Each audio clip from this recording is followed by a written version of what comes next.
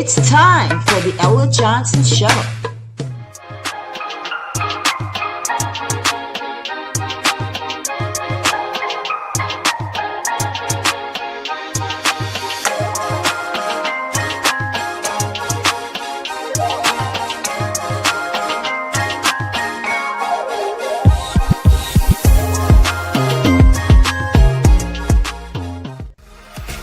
Thanks for tuning in to the Ella Johnson Show, where there are two sides to every story.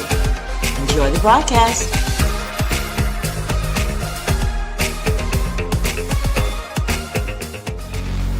Stay tuned. Hello, everyone, and welcome to the Ella Johnson Show. I told you guys we'd be back. We are here live for this special broadcast of the Ella Johnson Show, where we're going to talk to my wonderful guest here today, get a little more information about the Alumni Association. We're going to talk about Chitunda's time at County High, her experiences. We're just going to have a conversation. Are you guys ready for that? Yes? Yes.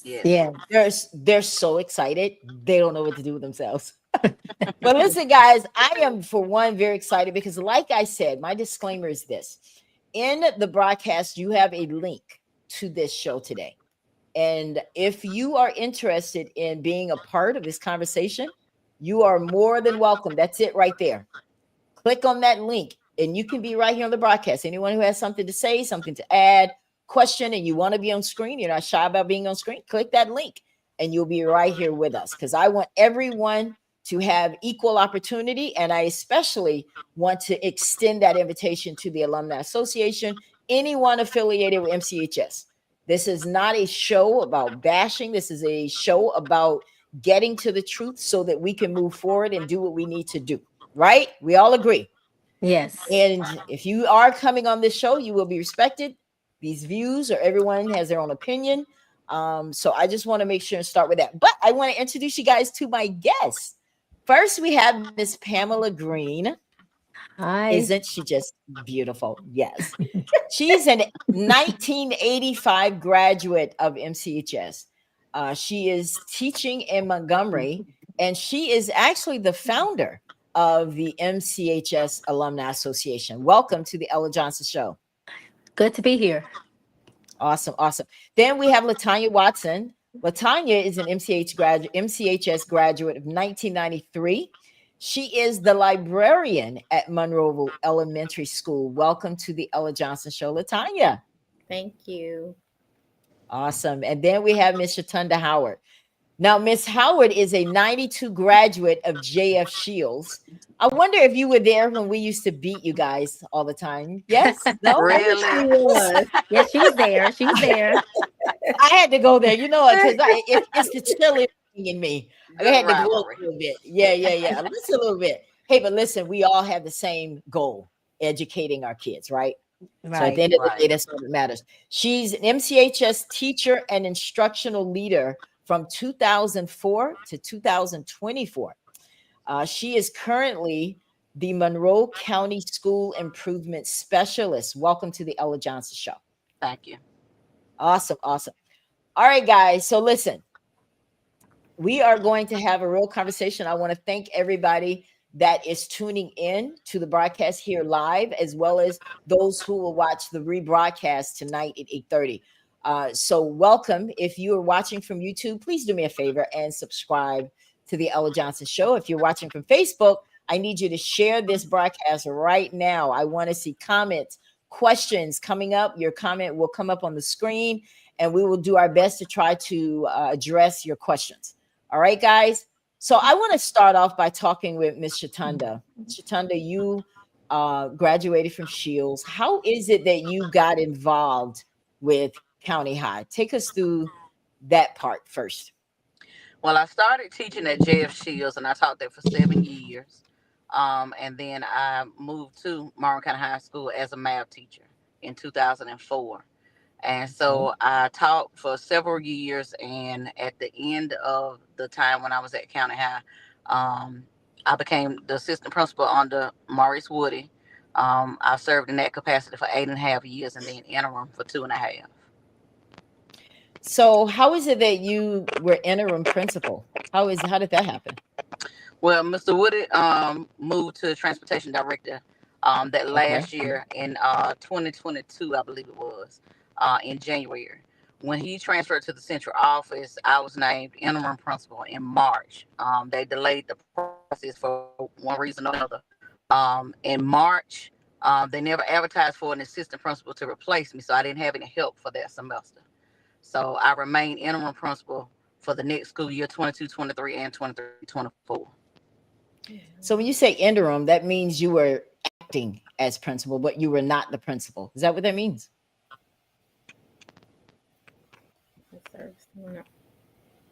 Could you repeat that? I couldn't hear you. Okay, I'm sorry. I see there was a delay. You were interim principal. Does that mean you were just acting as a principal, but you were never the actual principal? Is that what it means? Right. Okay. Now let's let, because I want to make sure that everybody knows a little bit more about you and your intentions and where you come from. What is it about teaching that excites you? Like why do you do it? What's your motivation behind it? Well, I've always had a love of passion for math. Mr. Turner was my high school math teacher. So I was honored to come to County High to work and teach math because he was the principal at the time when I came. So I taught under him and under Mr. Wood, and I actually taught classes while I was assistant principal because County High does not earn a full unit of an AP. So you had to be an AP and do something else. I was an AP and a teacher at the same time. And so I actually became an instruction leader on a dare by Reverend Odom. He dared me to go back to school and get my administrative degree. So he and I went to school together at the same time, along with some other Monroe County teachers. And about a year later, I pursued the position as AP at Monroe County High School and was offered the opportunity to do so.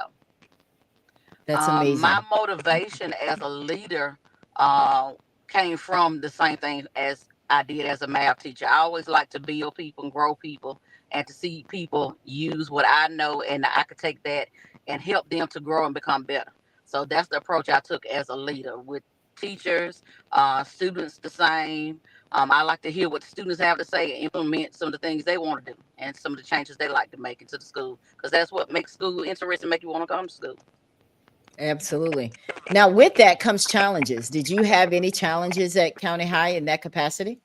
Oh, definitely. The entire time I was an AP and interim principal, I was faced with challenges primarily from us, mostly female parents, some who did not like how their children were disciplined. I could talk to a parent in a conference and say the same thing Mr. Woody would, and he would come back and they would want to meet with him afterwards, and he would say the same thing. And it was, yes, sir, Mr. Woody. So I faced that opposition the entire time. So that was one of the things that helped me become a stronger leader, I believe, because I don't know why, for some reason, Black females tend to not uplift other Black females. So, like I said, that was one of the things that helped me and to see past, what I was there for, because I wasn't sent there to be friends with anybody. I wasn't sent there just to be there. I was sent there to do a job. So I took that seriously and I took that passionately, and that's what I used to work throughout the years. Now, did you have the support from the administration? Did you talk to them about your concerns and your issues? I could say I had support. I would be one of the people, I would say as a leader, that when I asked to have something done, I asked for something to be changed, I had to say it several times to get it done. Um, and people have their own motives, on why they did things the way they did. But I would never let anything rest that I saw need to be changed. Amen. I would keep harping on it until it happened and we saw it come to fruition. Give me an example. Give me an example of that, Chitunda, a time where you had to keep fighting for get something done. Okay. Some of the things that we wanted to get done at County High, out of the schools in the school district, was one of the schools that was always seen in a negative light. And I wanted to change that perspective, like I said, by getting the students and the parents more involved. It was difficult to try to get parents on board. Miss Watson herself was one of the parents that helped with the Booster Club when we tried to bring all the boosters back to get the parents involved. We had student organizations where we would talk with the students, make changes, and implement changes in the school. And we would just have to keep working and working and working on things. Unfortunately, my time was cut short. So a lot of the things that I had planned to do after I left, some of them are starting to happen now. One of the pieces, Mr. Woody was instrumental in helping get the track built. So we were very instrumental in trying to use our voice to make sure that track comes to Monroe County High in an effort for all the schools in the district to benefit. Because the idea was for that to be the hub. Monroe County has always gone to other schools to play track. So what happens is when you go to another district, usually they have this gigantic facility and all the other schools share the facilities, share the equipment, but it becomes a means of income for the city, not only because track meets are like over the weekend. They're a couple of days. So it brings revenue in. All the schools can participate, and it takes the pressure off of one school to have to foot the bill of having that event, foot the bill of getting that equipment, everything you need. It can be shared throughout the district. So my thing was when I left, I was really voiceful about where are the plans for the equipment, because once the track comes and once the track is completed, you got to have equipment to have track meets. So now all of that is frozen. And there has been no track meets. The track was completed last year. And we've yet to get any equipment to have track meets for the district. Wait a minute. Okay. So we went through all this trouble to get a track completed. Right. And now we can't have track meets because we don't have equipment. Right. And we don't have equipment because, well, again, it's the vision. And like I said, our vision was to bring all of the schools together to share this burden with the help of the district. Because track equipment is expensive. You have to buy hurdles. You have to have so many things, right, so many different obstacle courses, certain types of score clocks. All of that has to come into place. But as the track became more evident before it was completed, more and more expenses were accrued based on things that had to be done, had to be rerouted. Other means had to be done with the bathrooms, the water, different things of that nature. So as the bill increased, that we saw the light. There was less and less opportunity for this equipment to be purchased. But who's your athletic director? Who's your athletic director at Monroe County High School? The athletic director at the time when I left and when Mr. Woody was Mr. Woody.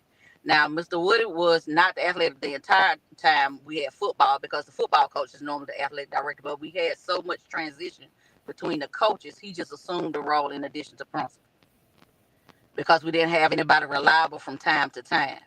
But now we also do not have an athletic director for the district, and which is a problem. So that's part of the vision, try to get community and unity among all the schools to get this done. And that's been the most difficult piece to get done right now. Why is it so difficult? Why is it so difficult? Well, like I said, we don't have an athletic director for the district. We got to start there. And there are so many different things that the district needs as a whole, not only just academics and athletics, that there's just no funding to hire people to do the things that we need. All of the schools are facing difficulty with staffing. I think Monroe Elementary and maybe one or two other schools may be completely staffed by now. But the turnover rate in the district, because of the location we're in, we're a rural area, we're small.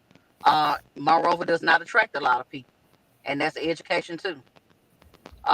With the jobs that have left the area, we saw a great decrease in the number of students that have left, because those parents who worked at those places, they've gone. So just attracting the people and bringing in that funding, the more students you have, the more funding you get.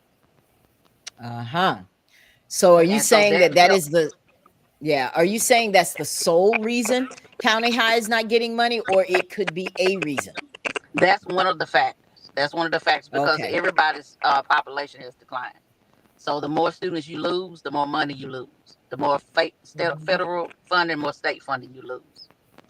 So let me ask you a question. What school in Monroe County is excelling?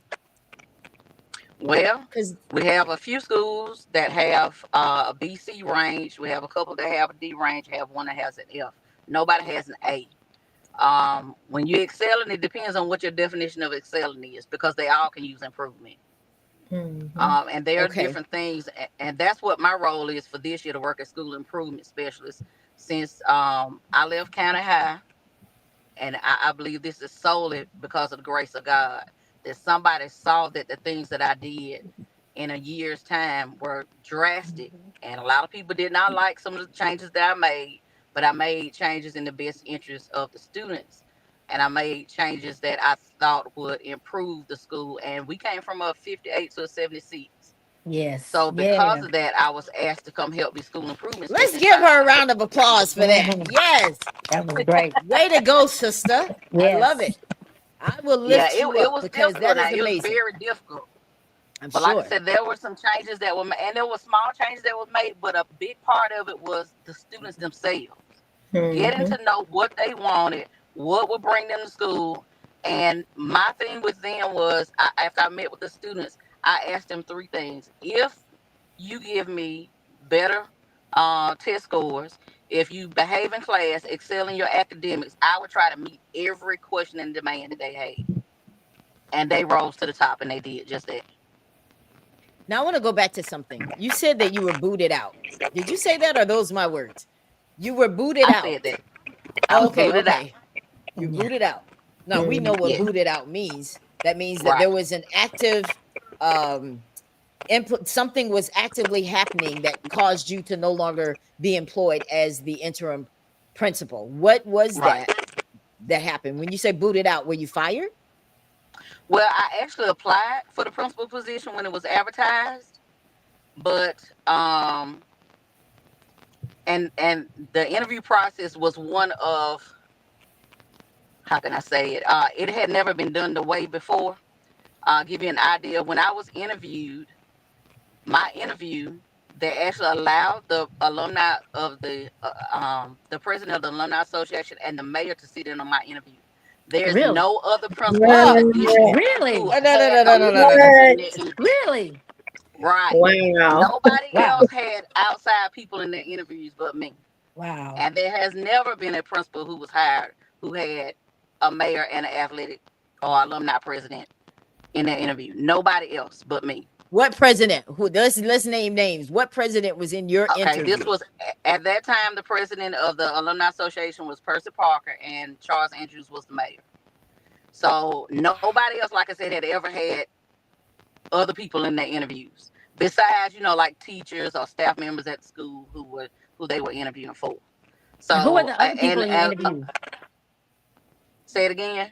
Who were the other people there, besides those two? Usually when you have an interview panel, if you hire for an administrator, sometimes they pick like a parent, they pick Mm-hmm. like a PTO president, they may pick Mm-hmm. a staff member or two, and of course, people from the central office that are in key positions, like they may pick directors to be in the panel. That's normally expected. That's how most districts do interviews anyway for administrative positions.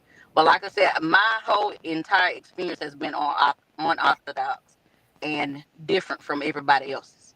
So, like I said, clearly from the beginning, there was an agenda. Once I interviewed for the position, I actually had to go through, and when I was told that I would not be renewed in February, I had to go through the interview process again to interview as principal. That was delayed, and then I was offered an opportunity to appeal. So this continued until May, from February to May of that year, 2024. I mean, just to run around all over. When I appealed the process, I appealed before the board members. And everyone knows in Monroe County, when you have an appeal process, you get to speak your piece, but there's no feedback from the group that you appeal to. So they make their decision after the appeal portion ends.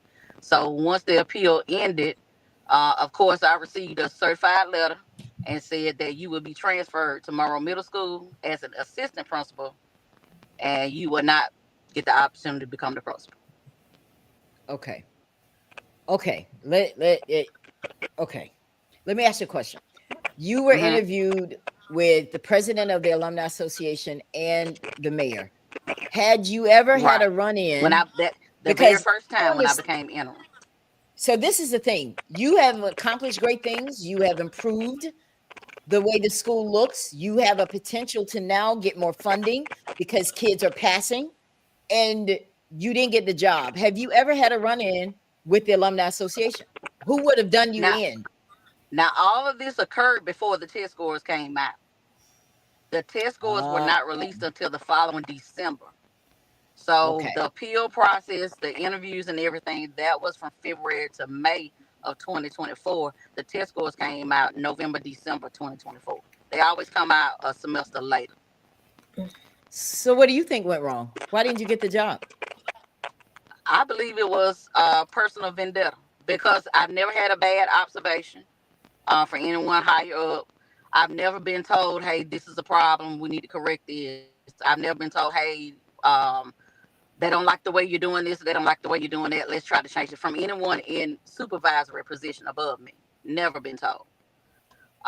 So to just get a phone call and say, hey, I want to renew you, and by the way, you can reapply if you want, and then to be told, oh, by the way, we're just not going to give you the job.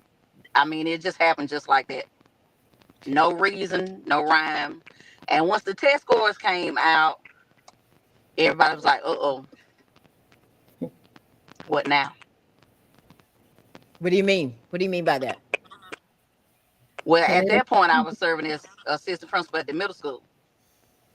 And so after the test scores came out, came information from the State Department. Hey, you were actually in the top 10 in the state in improving your school. So we were recognized by the governor. We were in the top 25 for overall improvements, but we were one of 3 high schools in the state who made the gains that we had. Only 3 high schools, but top 10. And so we went to the governor. I took a group of teachers who were my lead teachers while I was at Canada High, because I wanted to share with them. You know, this wasn't a solo effort just by myself. It took everybody at that school. And it took those whole entire 2 years of making changes to get to that point over that 1 year time. So it was a group effort. We were recognized by the governor. The board actually recognized me that following month at the board meeting. They recognized Monroe County High School. This particular year when we started school, the new superintendent recognized Monroe County High School. And I'm the kind of person, I don't like to toot my horn a lot. I just want to do what I got to do and get it done. Mm-hmm. And part of that, even though, you know, the test scores came up, I was very pleased, but I knew it was not just me. The Lord's hand was over all of this, because this could not have happened in a year's time. Mm-hmm. Absolutely. Mm-hmm. So, Miss Howard, who got the job?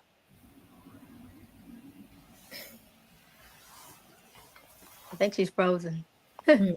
Yeah. Do you guys know the answer to that? Who got the job? His name is Daniel Wiley. That's the principal now. Yes. Right? Okay. Mm-hmm. Is he from the area? Is he someone who Crystal says she was railroaded and possibly the target of gender bias? Clearly, Crystal. 1000% I agree. I'm not sure if he's from Montgomery or Mobile, but he travels both areas. So his hometown, I'm really not sure of. I'm not either. So you're telling me Monroe County, you guys overlooked what this woman did, what she accomplished, recognized by the state we could possibly be in a better situation had we built upon what she started, but instead you chose a different route. And why? Well, I don't know if this person... Let me say something. Ella, they've done this a lot. We've lost a lot of people to other counties, to other places, because they wouldn't give people from that were from Monroe County or graduates of the schools a chance to show what they could do. We've lost a lot of people from Monroe County that has gone to other places. The thing about it too, Ella, is The superintendent recommended her twice to be rehired. The board did not approve his recommendation. So both times he recommended her to be rehired, but they did not approve the recommendation. Wow. I wonder, how does this happen? Why didn't they? Do you guys know anything about, did she step on somebody's toes? Is this a personal move? This is all allegations. It was personal. Yeah. It was personal. Mm-hmm. And it's personal because why? Why do you think? Obviously, we don't know exactly, but why do you think it was personal? Sometimes when you're on the board and you have kids in school and you don't want your kids to be disciplined, then that kind of has an effect on the decisions that they make. Right. Wow. Crystal, you're funny. Crystal said, Ms. Howard, remember Harriet Tubman carried a pistol because she had to shoot some of the very slaves she helped to leave the plantation. She also had to convince them that they were even slaves. They didn't realize it. Sounds like if they were all women, they need to see a lawyer. I agree. Listen, guys, I am one of those people, and I'm just going to put it out there. I don't believe in people being mistreated. I don't care if you look like me or you don't. It doesn't matter. If she was railroaded and this is what makes me mad about people that God is gifted and anointed to do something, and people get in the way. And then you want to turn around and look, what happened? Why do you think the school is failing? So you guys have experienced other people that have wanted to help the school, and it's halted. Why do you think? Now, I'm very disturbed why the mayor would get involved with hiring a teacher. Isn't that a function of the school board? Yes, no? Yes, it is. Yes, it is. The mayor has no part in the hiring. So the purpose of him being in the interview, I'm yet to understand. Well, I'm just finding out about that when she spoke. I didn't even know that either. That they were. I didn't know that either. That was news to all of us. And then now the president of the Alumni Association. What would he have to do with anybody working for the school? Exactly. Why? Listen, guys. See, y'all wonder why I keep doing shows. This is why I keep talking about it, because every show we're finding out some BS that we didn't know before. This is crazy, and you guys should all be outraged because it's your kids that are going to that school. Everybody should be outraged about this, not just us. I am, and I feel like Chitunda, she was doing a great job at Monroe County High School. I mean, she really was, and when she didn't get the job, I was kind of surprised that she didn't get it. And I didn't know all this was going on with, people sitting in on interviews and all this stuff. So it really appalls me to know that she didn't get the job because other people, that really don't have anything to really do with education was sitting in on her interviews. They don't know what's going on in the school system, and they don't know about the scores, and they don't know about what it takes to bring those scores up and everything. So. Exactly, Pam. Now, Chitunda, were you aware? Because LaTanya just mentioned that the superintendent recommended you twice to be rehired. Were you aware of that? He did, and the board voted it down both times. Yes, I was told in February. I want to know why. Renew. He recommended in March, and he recommended in April, and in May, that's when I appealed, and still was told no. Whose toes did you step on, Chitunda?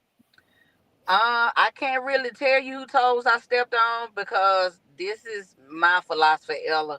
I can't play favorites and play games because even when I was a teacher, I taught my siblings. And I told them, when I'm in the classroom, I'm still Miss Howard. I'm not your sister. Yes. You have to draw the line professionally and personally. So I did things that I thought were right. And I tried to do them no matter who it was. I treated everybody the same. I didn't play favorites. If a board member had a grandkid or a child in the school, they would treat the same way as everybody else. So because I did not want to be seen as the type of leader who was, oh, you can go to Miss Howard and she'll change this for you. She'll change. I wasn't that type of person. I'm still not. So no, she wasn't. My son got in trouble. Mine too. Hey, and mine did too, and it was like, I'm sorry. It was like, I'm sorry. I have to do what I have to do. I mean, and we were friends. So. Oh wow. No, I respect that.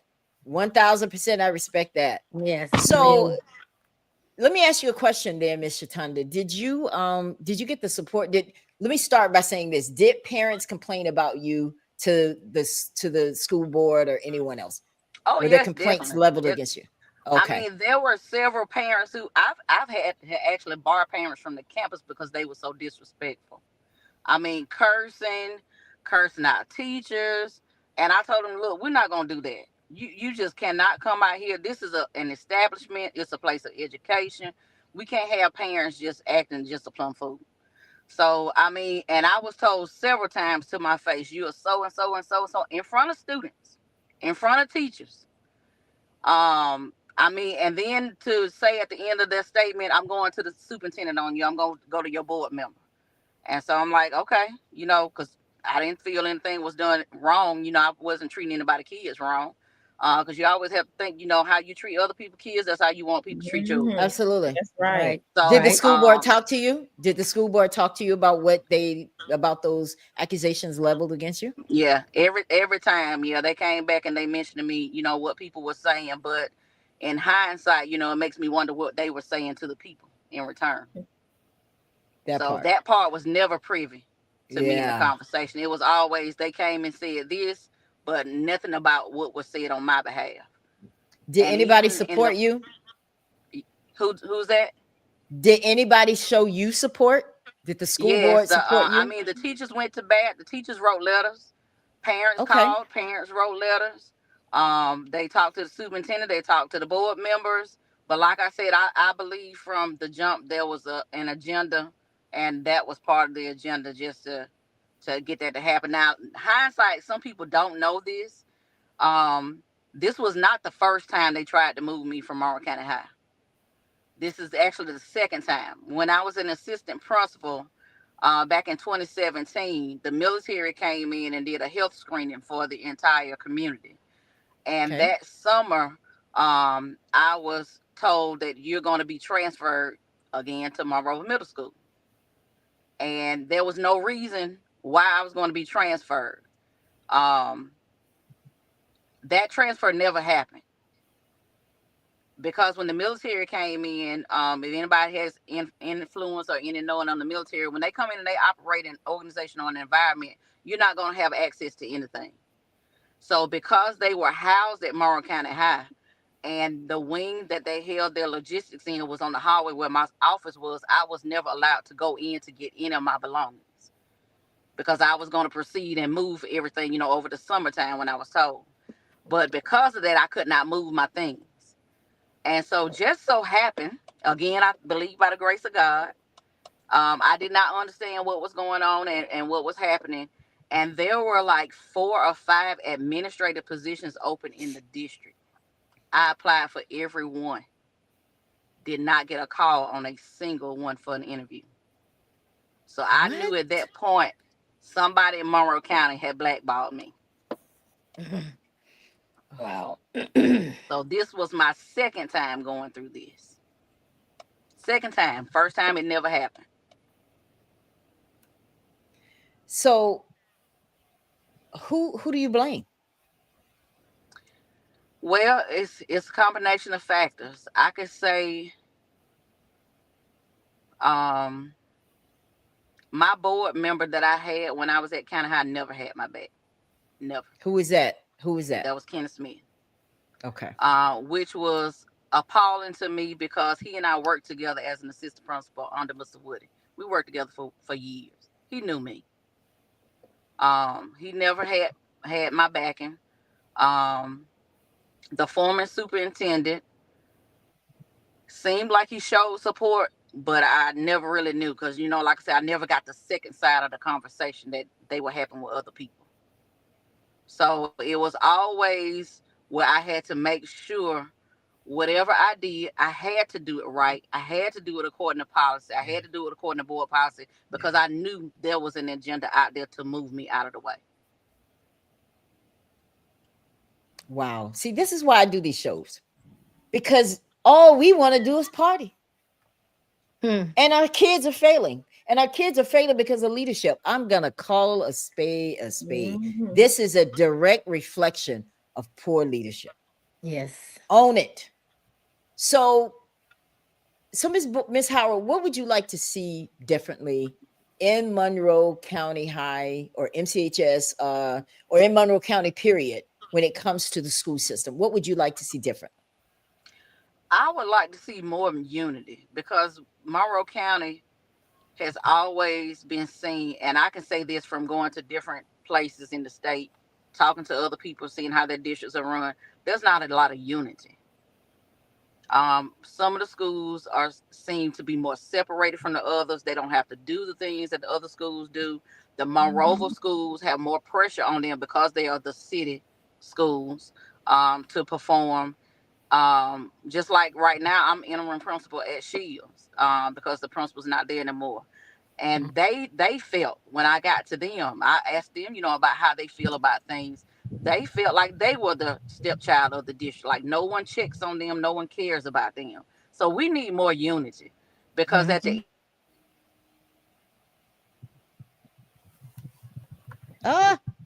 she's frozen. Yeah. Listen, we're gonna get through this interview one way or the other. She'll get back and get straight. All right, guys, let's talk a little bit about what she's talking about here. She named the board member for County High, which was Kenny Smith. Has anyone else ever had any run-ins with Kenny Smith? I haven't. He was a board member. He's not anymore. Is he, Tanya? No, he's not anymore. Okay, he was someone else got the spot. Yeah, someone else ran against him. Okay, Yeah, so he lost the election. Okay. I think I saw what Kim Abney asked to name the board members. And Miss Watson probably could name all the board members, because I don't know all of them. No, I don't know, Mom. I know the board member now is Tammy Rainey. That's the board member for County High. Yes. Yeah. Yes. Tammy Rainey is the new board member for County High. And then who else? And we have a new superintendent as well. Yeah, Marty Hanks. Another board member is Miss Kidd, Sabrina Kidd. Okay. Barbara Turner. Is Martha Jordan still on there? Brian Harris. Okay. Brian Harris, that's right. Okay. Yeah, and Martha. That's all. Okay. So I want to get familiar with the role. School board is responsible for the operation of Monroe County High School, right? Mm-hmm. I wish she were here so I can ask her, did anyone from the board ever interview her? Because it would make sense that the school board, who manages the operation, why do I care what the mayor thinks? Why do I care what the Alumni Association thinks when it comes to the education of our kids? You want the best person in the job, right? Am I crazy? Yes, Pam, that's true. Latanya? That's true. Okay. So there has to be an agenda. And I've had several people who say, yeah, it's personal. I don't see anything. And from what I've learned from and about Miss Howard, I've never heard anything about her other than that she's fair and just. Even the people watching the show today saying the same thing. So I don't understand what's going on, Monroe County. Y'all got to talk to me. School board members, thank you. Coco, she's bringing it to us. See, I love it when you guys are watching the show, play along. I appreciate it. For you, Kim, the school board members are Sabrina Kidd, she's the chair. Martha Jordan is the vice chair. Barbara Turner, Tammy Rainey, and Brian Harrison. Those are all board members, and Marty Hanks is the superintendent. So if you're watching this broadcast, school board, I want everyone to know here that you can go to their website. I want you guys to request their financial records. I have that because I'm actually going to be doing that today. I got an email from them because I sent an email saying I wanted these records, and then they told me what I have to do to get them. Of course, I think it's like $1 for every page or 50 cents after so many pages that you have to pay, but that's okay because we want to get it. And I want to encourage you guys to do the same thing because we need to get in their business, get in their affairs. The days are gone that we just let people run us over and then expect us to play along. No, school board, we're talking about you because I personally think that there's something wrong when you have the mayor and the president of the Alumni Association sitting in on an interview for the principal at the high school. Now, mind you, guys, she was the interim, which means that's her interview process right there. to hell with sitting in a room for 15 minutes and you don't like me, but I've shown you what I can do as the interim. So you're telling me, Pam, that she was the interim, did so well, and it wasn't good enough for her to get the job. Well, that's what she's saying. I mean, that's what it seems like. Seemed like that she wasn't good enough to be the principal, but she was going to be interim. So, I myself personally, I think she did a great job at Monroe County High School when she was there. That's what I've heard. The racial makeup of the board, Kim, there are, okay, so of course, Mrs. Turner and Sabrina are African Americans, and everybody else is Caucasian. That's the racial makeup of the board. Okay. So to answer that question. But at the time when she was hired, it was 3-2 where you had three. Yeah. Yeah, 3-2 at that time. Well, Miss Jones here is saying, listen, come on back home, Miss Howard. We need someone like you. Listen, I'm just impressed that she hasn't given up. She's still trying to make it work at with MCHS, Monroe County, and just doing what she was led to do. So I thank God for her tenacity to keep doing it. Jennifer says parents need to attend school board meeting. Yes, Jennifer. Yes. Yep. 100%. That is exactly what I was trying to find, because I have it over here that I brought over here. This is right here. I want you guys to take a look at this. These are the statements and budgets that you can request, and it's on their website. These are the things that you can request if you want to know. This is how you request it. You see that email? I want you guys to take this down. Let me move this comment out of the way so you guys can see. This is how you get to the school board to request their documents. I want you guys to look at this, look at the email address that's there, and send it.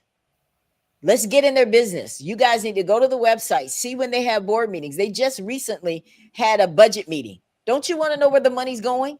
Why isn't County High getting some of this money? How much money is coming into the school board? How much grants are they being awarded? Are they using the grants for the high school, or are they passing it along?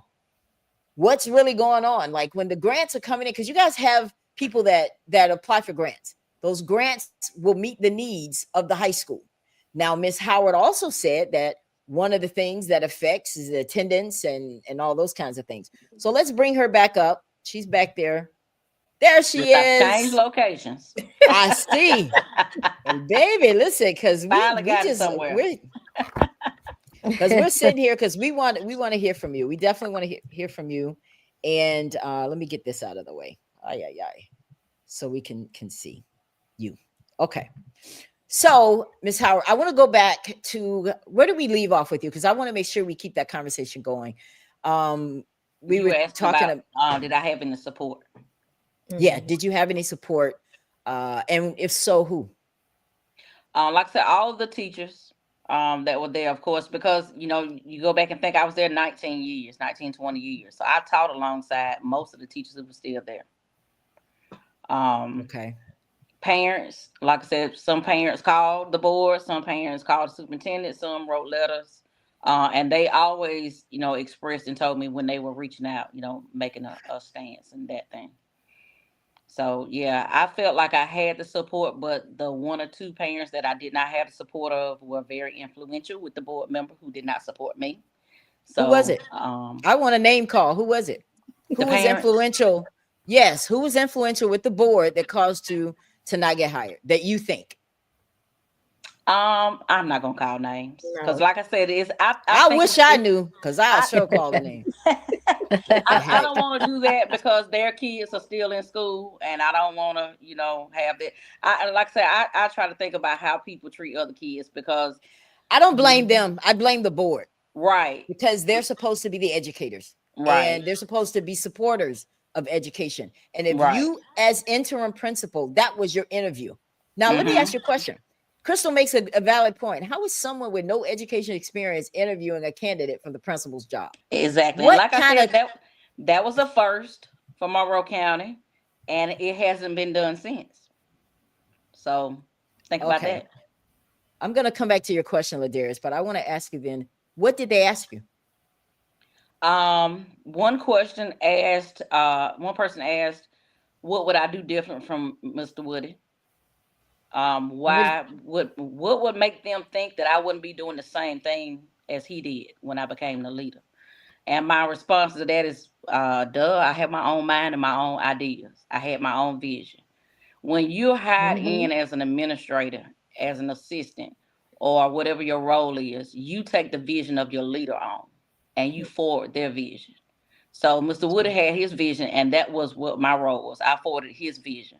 When I became leader, I saw things that he saw. I saw things that he didn't see. I saw things from the student and the teacher perspective because I was a teacher there.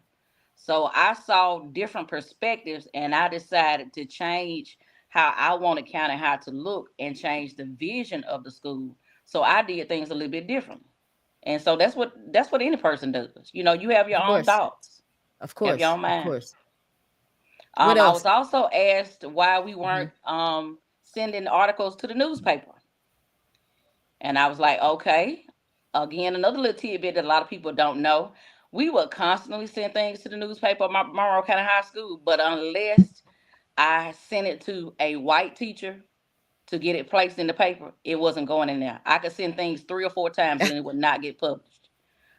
Black teachers could send things that would not get published.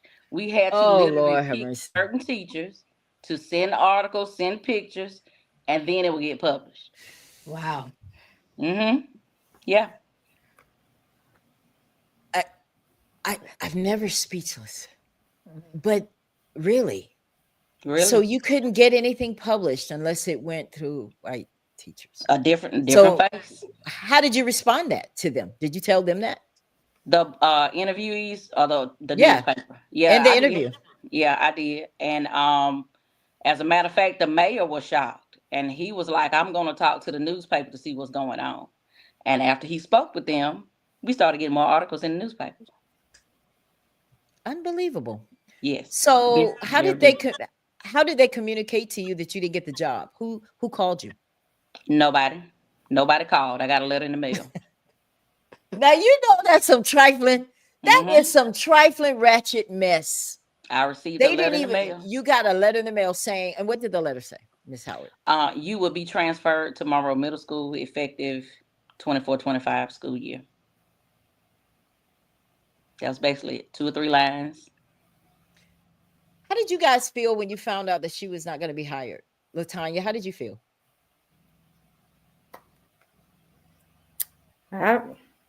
It was just surprising after the superintendent had recommended her twice. So normally when the superintendent recommends somebody for the job, the board members normally go along with it. But in her case, it was different.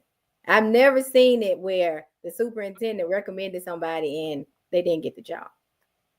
And the first time I was recommended by the superintendent, you know, usually how they say, do I hear a motion or did somebody vote? Nobody said a word. Nobody spoke. Nobody voted yes. Nobody voted no. All right. Ladarius is saying Marty Hanks is an alumni at Excel. Like Sheehan. Sheehan quit before his time was up. Is that correct? Yeah. Well, he retired. He retired.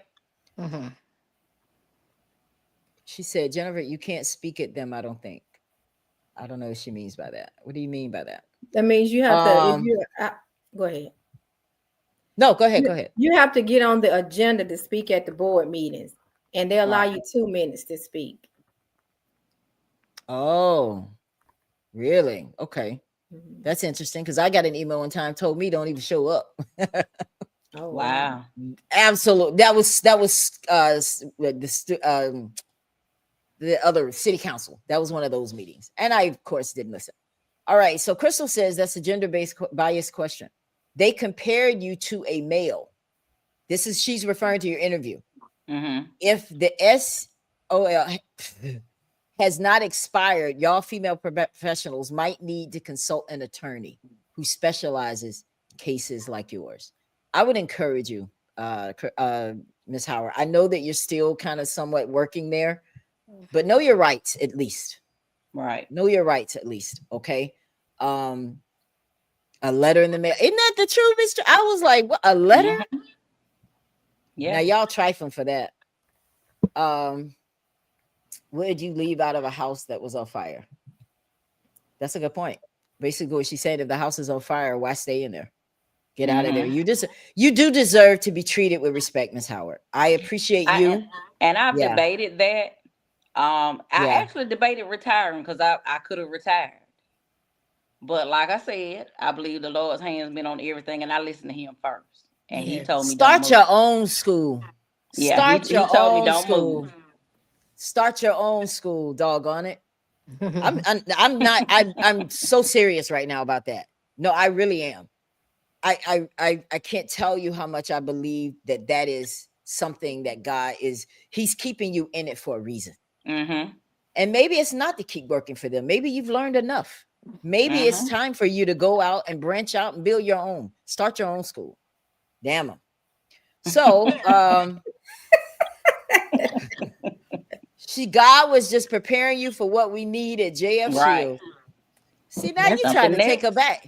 And that's your home. So you'll, hey, and that's her home, you know, and that's the reason why I've always said, you know, I've always wondered, like Chuck Dean tried to get to Morrow County High School. Why wouldn't they bring somebody back to County High that loved County High? Mm-hmm. I know Miss Howard did her best, but I'm saying even before she applied, you know, Chuck Dean, they was trying to get him there. I remember a long time ago, but they won't give anybody that cares about these schools. They won't let them stay in these schools.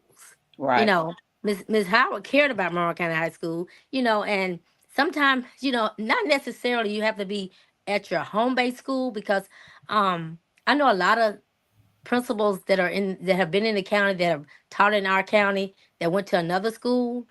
They've done well, you know, but I'm just saying, why can't we just let it stay in our county?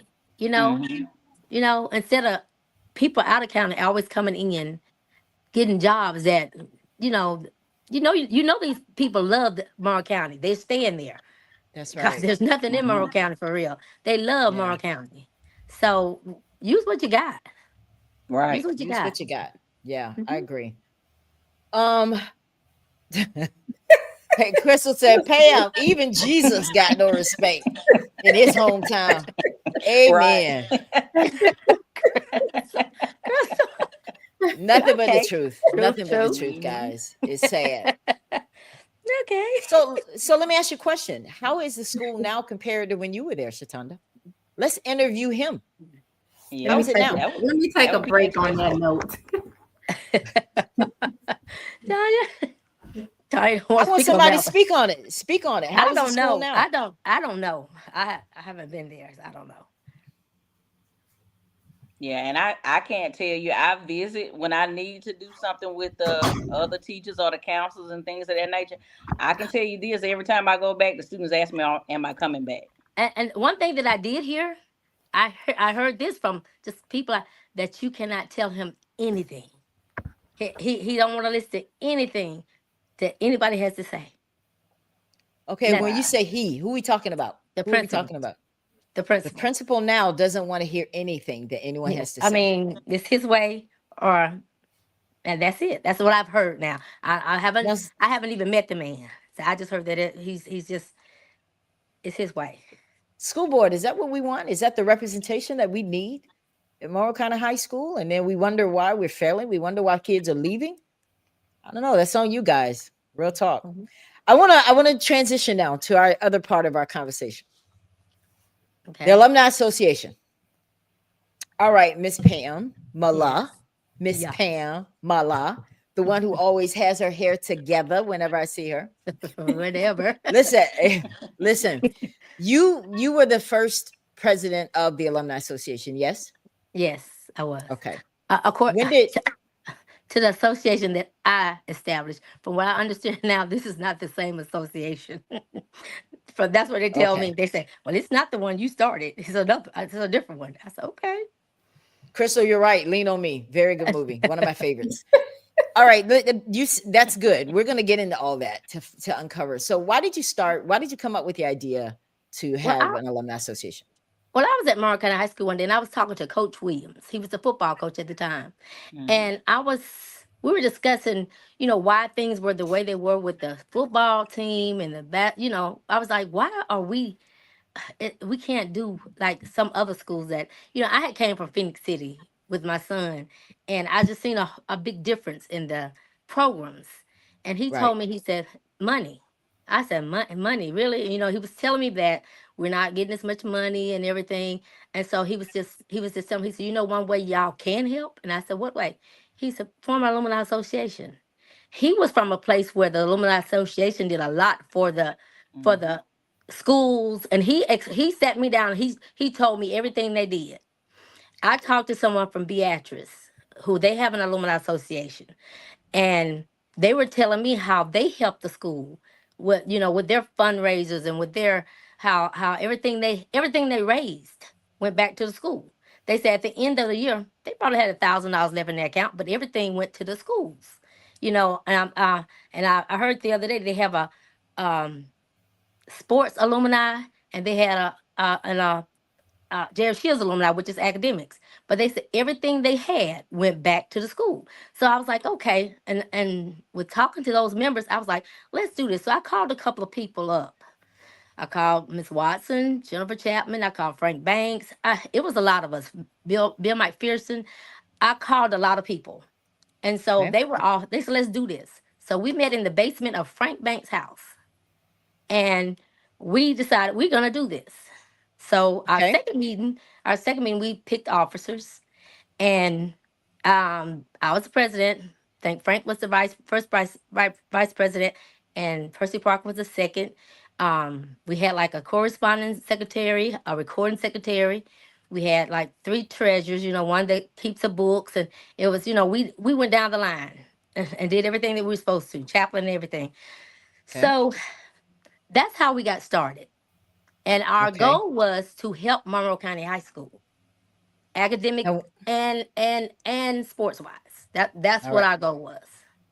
Okay. So, So you guys were formed. You got your officers, but mhm. there came a time where how did you guys come up with what you were going to do, how you were going to fundraise? How did that look? What were those conversations that led y'all to know, okay, we're going to fundraise for this, we're going to fundraise for that? How did you establish that in the Well, organization? I'm gonna be honest with you. Let's see. This started like in maybe April of 2018. Anyway, I was president, and then of course, I left. I retired and left because of some situations that happened with my son. But anyway, I felt like I wasn't gonna do justice for the Alumni Association, so I kind of Okay. stepped down. But we were in the process of start. We had even talked about a tailgate that year.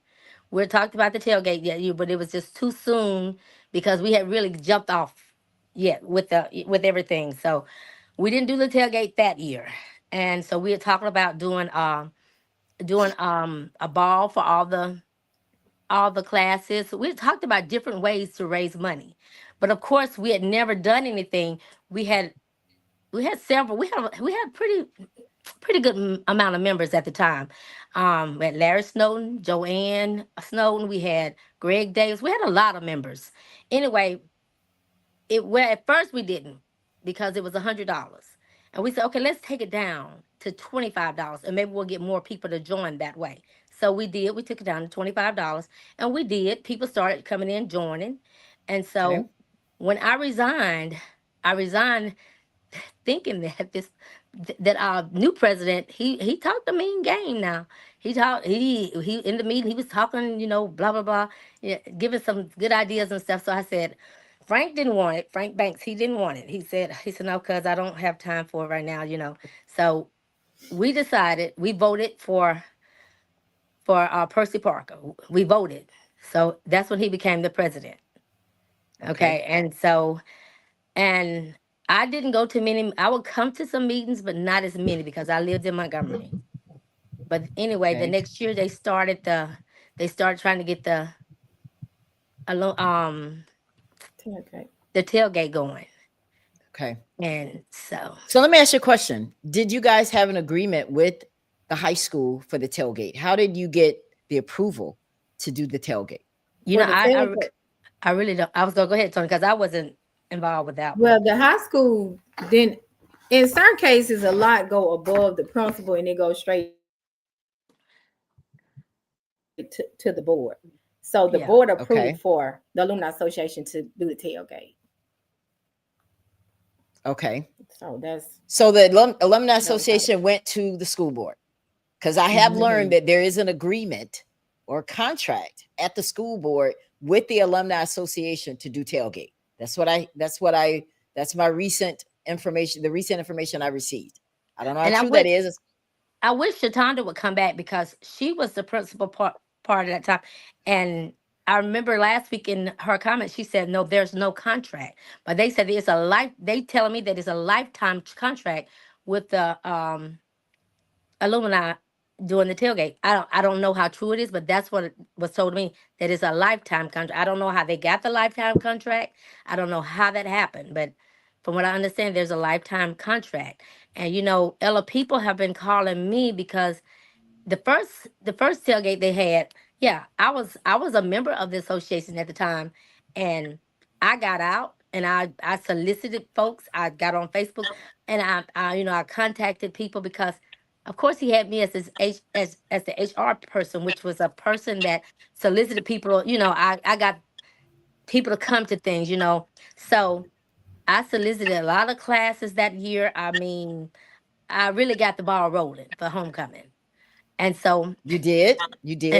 And a week after that, I was told by him that I saw him post the officers and my name wasn't on there. So I called him and I said, why my name isn't on there? He said, because I don't need that. And I said, did y'all vote me out? He said, no, I decided that I don't need that anymore. Wow. And I said, you decided? I said, y'all didn't vote on it? So I told him, I said, but you can't just do that. He said, yeah, I decided I didn't need you no more. So okay, wait a minute. Wait a minute. Okay, I want to go back because Miss Howard is here. We're gonna get back to that. Stick a pin in that. Okay. Chitunda, you said last week in the comments on the show that there was not a contract with the high school and the Alumni Association to do tailgate, right? Right. Okay. But I've learned that there was a contract, but it's with the school board.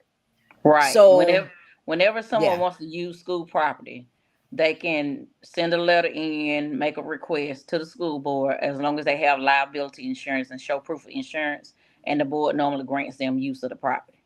So that's what they did. Okay. So does that mean they have a lifetime contract with that? No, it's not a lifetime. No, every time you use the building or the property, you have to ask every time. You're not giving a blanket, okay. Yes or no. All right, so let me ask you this question. Who's to say someone else doesn't want to try? Is the door open, school board? This is for you guys. Is the door open for someone else to bid on it? What if the Booster Club wants to do it? Can they have the opportunity? It's not per se a contract saying that if I do this, you do that. It's a request to use the property. That's all it is. It's just a request. Okay. And you state, why you're using the property, what you're going to do, and then they decide. Thank you, Cassandra. Cassandra says, we're waiting on this agreement.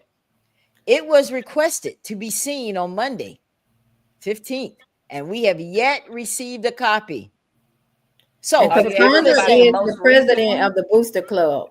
Yes, Cassandra is the president of the Booster Club. She was there in a meeting with the school board, and one of the things that came up was, okay, there's a contract, let's see it. Now you would think they knew that Cassandra and the people that went there were coming. Why you didn't have that ready? You already know what we want to talk about. Why didn't you have the contract ready? Okay. Now when someone requests to use the property, that communication piece is public.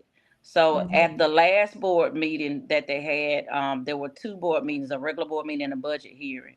So whatever the documentation is, it's on the board's website. It's not there. Really? From this year or the last month? You talking about this year's request? Yes. Okay. Yeah. I don't know when they made the request, because you'll have to go way back that far. Yeah, somebody went back all the way to the last year through the minutes and everything, because they post every use of facilities, and to my knowledge, it hasn't even been approved by the board, because they've looked. May not have been. That's a good point. There may not have been a request made. Okay. All right, guys, listen. So you're telling me on one hand, there's a contract. So if there's a contract, why do you have to request? That seems like a conflict. If I have a contract, I don't need to request it. It's not a contract because we work with the youth basketball league. Leaders that's posting, we had to request to use the gym this year. So next year, when they get ready to practice again, we're going to have to request to use it again. You can't have a contract. You have to request that facility every time you want to use it. So it's not a contract. So maybe that's why you don't have it, Cassandra, because it doesn't exist. Proof of liability insurance. How do we know? Let's say tailgate this year. Let's get into the meat of it. Let's say tailgate comes up on the 17th. They're out there partying and some kid gets killed or some kid gets run over by a truck or gets hurt or something happens. Who's responsible? Chitunda? And the proof of liability you have to present with your request. You have to have that at the same time. And usually, like I said, that's if it's been approved, that's going to be on those board minutes as well. But now I'm like you, if there's no proof in the last year or so, there must not have been a request. So I want y'all to think about this. Y'all are out there, last year, out there partying and having a good time, but we're not covered. How is it that the school will allow anything to happen on its property and they're not covered? Why would they do that? Whoever has liability insurance is responsible. So whoever and that's supposed to be the Alumni Association, right? Say it again. That's supposed to be the Alumni Association, right? Right. They will be guys. Cassandra is out here doing the stuff we're talking about. She's out here physically. She's there. She's requesting. She's talking to them. And her request is not even there. Y'all playing the games. I'm telling you. I had proof of insurance also. Okay. Now, and that goes back to excuse me, like when I was telling y'all about with the South Alabama Blazers, when we requested it, the letter that we wrote to the school board is on the website. The proof of insurance from the insurance company is on the website. So if it was requested, if it's there, went to the school board meeting, it's going to be on that website and it's public record. You can go in the minutes and pull everything up. You just go on the Monroe County website. Everything is there. Cassandra, do me a favor while we're doing this show. Please go to the website and see if you can see where the tailgate was requested this year and was approved. If it's public record, we should see it. There should be nothing to hide, right? Okay. So let me ask you guys this, because we're going back and forth with this tailgate. Pam, because you were a member also, LaTanya, yes? Of the association. I was actually one of the treasurers. Oh, you were one of the treasurers. So how is it that you're not there anymore? Well, just like Pam, I was booted out. Look at that. We showed up at a meeting. Well, Tanya, they said you didn't pay your dues. Really, Pam? $25. Let's be real. I'm just saying that's what was told to me, that you didn't pay your dues. That was an excuse that they gave to me and Toria as to why we were no longer treasurers. The money was due in October, and I think we was going to pay at the meeting. But when we got to the meeting, they had already put somebody else in our position. Wow. What? Oh, that. Okay. Yeah. So Ladarius says it was in the newspaper when they got approved for the gym. Yes, it was. Everything it goes to the board and then it's printed in the paper. So thank you, Cassandra. Come out in the paper. Oh yeah. We getting all in y'all grits today. Cassandra says, I've already done that, Ella. I need to understand.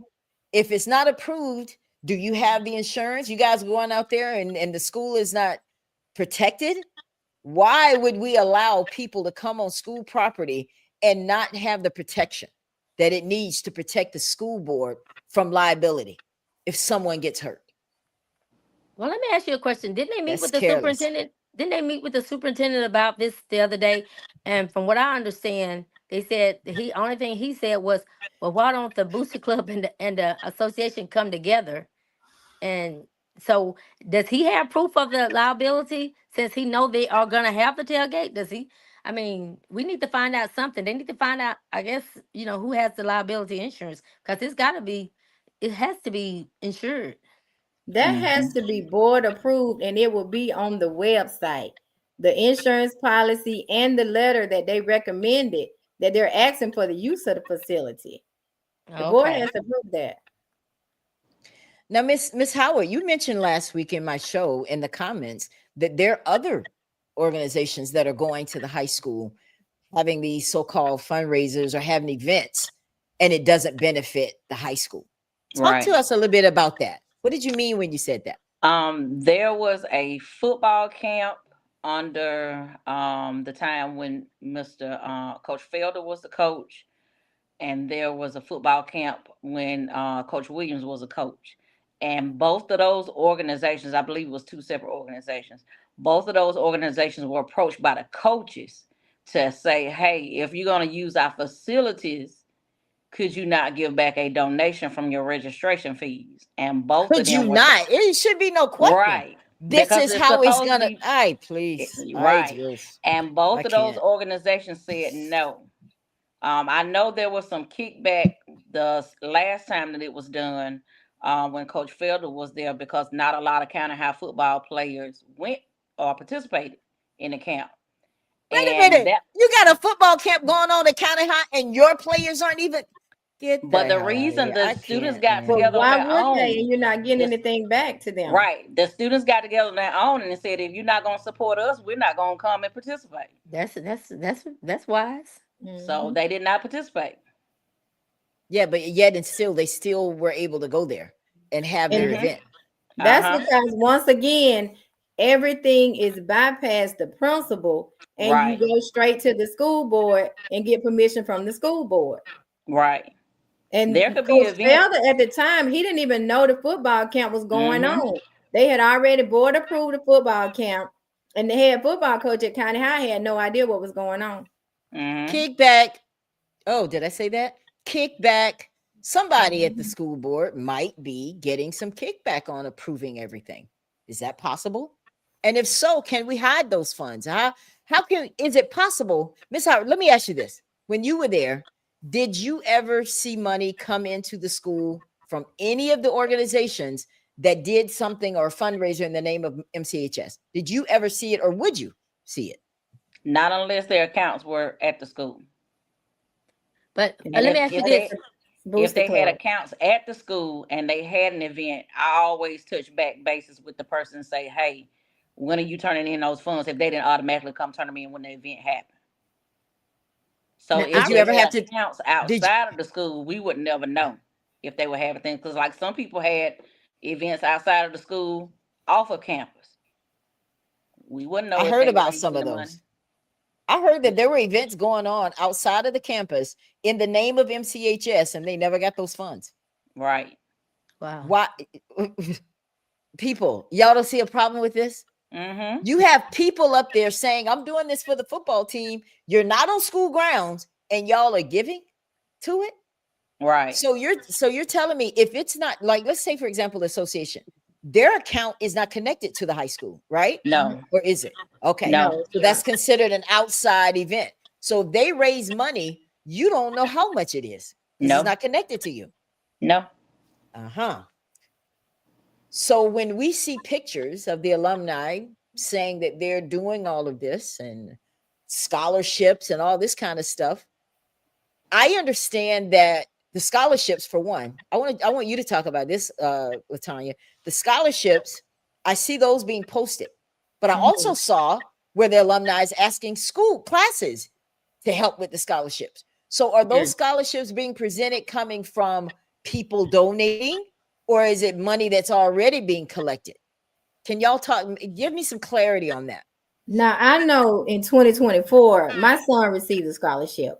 Now, that actually came from the Alumni Association because they hadn't asked classes or anything for anything in 2024. But in the previous years, the classes gave the scholarships because at awards night, they would announce which class gave that scholarship. But nothing actually came from the Alumni Association itself. Okay. Does anybody else have anything to add on that? Well, Pam? I know one year, I remember on Facebook they were asking the classes to donate a scholarship to, so many scholarships, and they did. The classes, some of the classes did. Now I don't know how many scholarships. Like I say, all I see is on what happens on Facebook, and they said scholarship. This scholarship was, and the only one that I've really seen, like Tanya said, was back in 2024. I saw them where they gave a donation, some scholarships in, but I remember the time before they asked classes to give scholarships. Now they gave one out. Tanya, I don't know if you remember this. It was to a little girl. I don't know what that scholarship came from, and that's when it first. That was been a couple of years ago. I don't know where that scholarship came from. I don't know if think it came that was from. the very first one. Yeah. How much are these Did they give scholarships? your daughter a scholarship? Yeah, she got a scholarship. That was in 23. It was, I don't remember, it was $300 or $500, but she and probably, I think maybe 3 of her classmates got a scholarship that year. I think And that's the one where the classes gave. Yeah, that's when the classes gave. And the year before that, I can't remember if 22 was the very first year they did this, but the first time that they gave scholarships out, when we had a scholarship assembly, I remember it was in the gym. We actually went live, and those scholarships came out of people's personal pocket, and went to the alumni, and the alumni presented it. But when we went live with the scholarship program, people would come in and saying, "Hey, I paid that money to them. That didn't come from them. It came in the name of my class." Yes. Wow. So that's when we found out what was going on. And Okay. we didn't know that's what they were doing. There it is. So they were Because taking even credit for in something that doesn't. 2025, Yeah. Okay. my son gave 3 scholarships, and people were calling me saying, the Alumni Association gave that. And I was like, no, they did not. My son personally gave that out of his own pocket. The Alumni Association gave nothing in 2025. I don't recall anybody getting anything this year.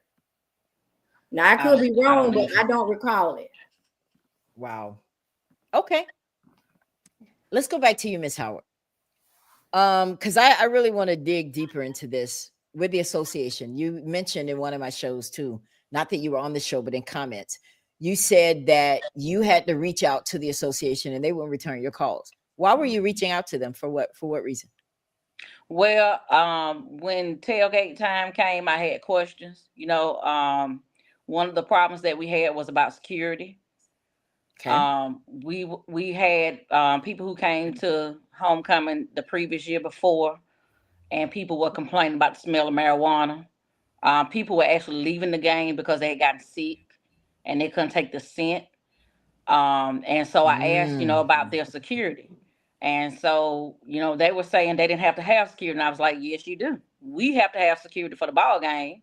You have to have security for your event because we're not patrolling your event in the tailgate area. Our security was to handle inside the stadium, outside in the parking lot, and down near the field house. So they were like, we don't have to have security. I'm going back and forth. Yes, you do need security. For that main reason, because with this being a public school property, a public place, there's not supposed to be marijuana smoking going on at this tailgate. It's not supposed to be any alcohol because it's school property. And that has been a problem. So I was told I was difficult because I asked questions. That's why you didn't get the job. just have been. Yeah. I'm saying it all. It's on the writings on the wall, as Crystal says. That's why you didn't get the job. Because you were creating some smoke. Rightfully so, Miss Howard. Because I didn't smell anything when I was there last year. I didn't. I think they had security last year, didn't they, Chitunda? I think so. I wasn't there the whole time, but I think they did last year. Okay. One year they didn't, but last year they did have security. This was the year before. The last year I was there when people were complaining about the year before. And these were older people that were coming back, to Monroe that went to County High. And they were saying they had to leave because they just couldn't take it. So, I started asking questions. And of course, like I said, that was the last year I was there. So let me ask you a question. If money did come in, Miss Howard, how would you know? How would you know if it did or didn't? We How wouldn't. you wouldn't? We wouldn't unless they gave it to the school. And I can tell you for a fact, the very first year they gave money to the school, I believe it was $1,800. $1,800. Yes, I remember that. And they told us they wanted 900 to go to the volleyball team and 900 to football, which was a question, because this was a football game, and football was the team that did not get the income from the tailgate or from the gate, because we lost. And we always compare year to year to see how we do on homecoming. So we lost $4,000 to $5,000 on the gate itself because people were not coming in the game. So my question was, if you're gonna give $1,800, give it to football to help with their loss. Yes. Why are you giving $900 to volleyball? And they were like, this is what we wanted to go for. And of course, that's where we had to put it, because when people give us money, we put it where they asked it to go. Of course. But that was one of my biggest questions. Was there ever, and what year was that when that happened? That was the very first year. I can't remember what year that was. That was 2019. Was it 19? It was the very first tailgate that we had, because I remember they gave a check and they took a picture of the check and gave them out. And I think that was the only time. That was our first year, and we did really good on that, because we had 75 tents, and they paid $100 a piece for the tents. And of course, you had to pay out, for I don't think we didn't have security, but for the lights and the garbage and the porta potties, we had to pay out for that. But we did good that year with $7,500. Right, it should have been over $7,500, because you had some people that donated some stuff, some money. So that year, and they gave $1,800, and there was a question at the meeting of why did we only give $1,800? There was a question at one of the meetings. Why was it only $1,800? Well, what was the answer? They said that that's all they wouldn't. They said they didn't have to give that much. So, but it wasn't. Snap! But it wasn't a collective decision amongst the members. I remember that it wasn't a decision that we decided. It was a decision that some 2 or 3 of them decided that they were going to do. So, Pam, you were in the organization. Did you ever see the books? Yeah, they had records, and some of the meetings that we would go to, we would see the layout of what they had. And how much did you see in there that was collected? Well, when I left, they had about $8,000-9,000 in there when I left. So I don't, and I'm gonna be honest with you. I know they've had tailgate. Now that first tailgate was the biggest tailgate they'd had. Okay, because they, and then I know they had a couple of ones out. They missed 2 years. A couple of years after that, it wasn't as big as the first one. I think last year was one of the bigger ones they've had in a while. But it hasn't been as big as the first one. But they also took the fees up from $100 to $155. So even though, and I think that's one reason why they took it up. It was because it wasn't a big turnout as it has been before. But, Okay, so you guys were on the association. Did you ever question where the money was going? Well, I'm gonna be honest with you. I hadn't been to an association meeting in. I think the last time we did the bylaws, and we did the bylaws. There were certain rules that we had put in place, and we had a lawyer that's with Monroe County High School. Well, she's a lawyer, but she doesn't really practice as much as she used to. But anyway, she got together with us, and she helped us with the bylaws and everything. And in the bylaws, they wanted to make the president a lifetime of president. And of course, we said, no, we're not going to do that. We're not going to do that. And so every time we would go to a meeting, Ella, we would decide something, just like with the first homecoming, and I'm going to be honest with you. Me and one of my friends of 25 years, we fell out behind that first homecoming, because we had decided in a meeting that we were going to go out and we were going to let everybody pick their spaces. And so she sent it through the internet, and we were like, people were calling me saying, why are we getting this? And there was a conflict with the space. Somebody had paid for their space ahead of another class, but that class had gotten the space they wanted. And I called our president, and I said, what are y'all doing? And he said, well, my secretary couldn't be out there. She had to work. So I decided she wanted to just send up. I said, okay, but that's not what we voted for. We voted in the meeting. I said, whose idea was it to change it? I changed it. You can't do that. You cannot change things when we voted on it. And he would always say in every meeting, I changed it. I decided to do this. And so the last meeting that I went to, me and the lady that's a lawyer and a couple of other people, something else, it had happened again. He changed something. And she looked at me and she told me I would not be attending another one of these meetings. And after that, we just didn't come because every time we would vote on something and we would go there, he would change it. And that's what happened to Miss Joanne. Miss Joanne would ask questions and he would talk to her so rude and ugly. She just stopped coming to the meetings as well. Yep, we lost a lot of members. Now, from what I understand, they said they got members, but somebody that's a member there said, "No, we probably got 10 members." And then I asked them, and they asked me, on Facebook, Crystal said something, and I said the reason why I'm not a member, I haven't been a member for 4 or 5 years, and I told them why, and they would say, "No, that's not the reason." I said, "Yes, it is. That is the reason why I left. It's because you could not tell him anything. He changed you every time you turn around. He changed something. We would vote for something, and then you go back, he would change it."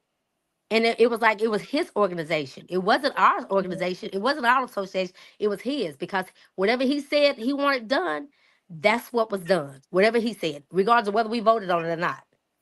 And then then they took up the fees from 20 when they found out that a lot of us was gonna come back. It was time to vote. Am I right, Tanya? It was time to vote for officers. We said, well, we go join because we gonna be there to vote for officers. They took it up from $25 to $100.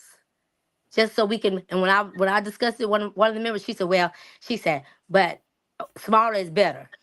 Smaller is better. I said, but y'all want the money. Y'all want our money, but y'all don't want us to come to the meetings and voice our opinions. That's not right. That's not right. Okay.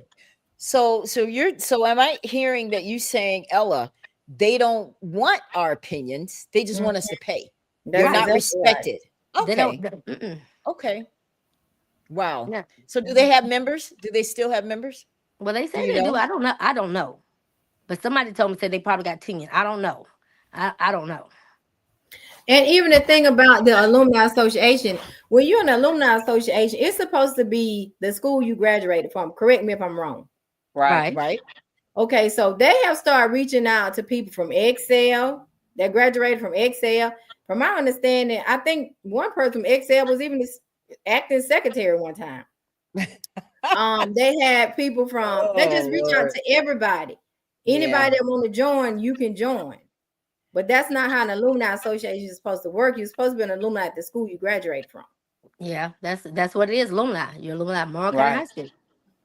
So Pam, last week on my show, several people, I asked the question, do you think that we should have a new alumni association? And I have to tell you, several people said yes. What do you think about that? Well, Ella, we were in the process of starting one. We admitted the high school a couple of times, and I kind of like went back with it, but a lot of people have been inboxing me and calling me saying, let's do this. We're behind you. Let's start another one. I did talk to some members from the alumni. Now they want to get with me and have a conversation about coming together, trying to rectify this one and make this one work. And I did tell myself I would talk to them.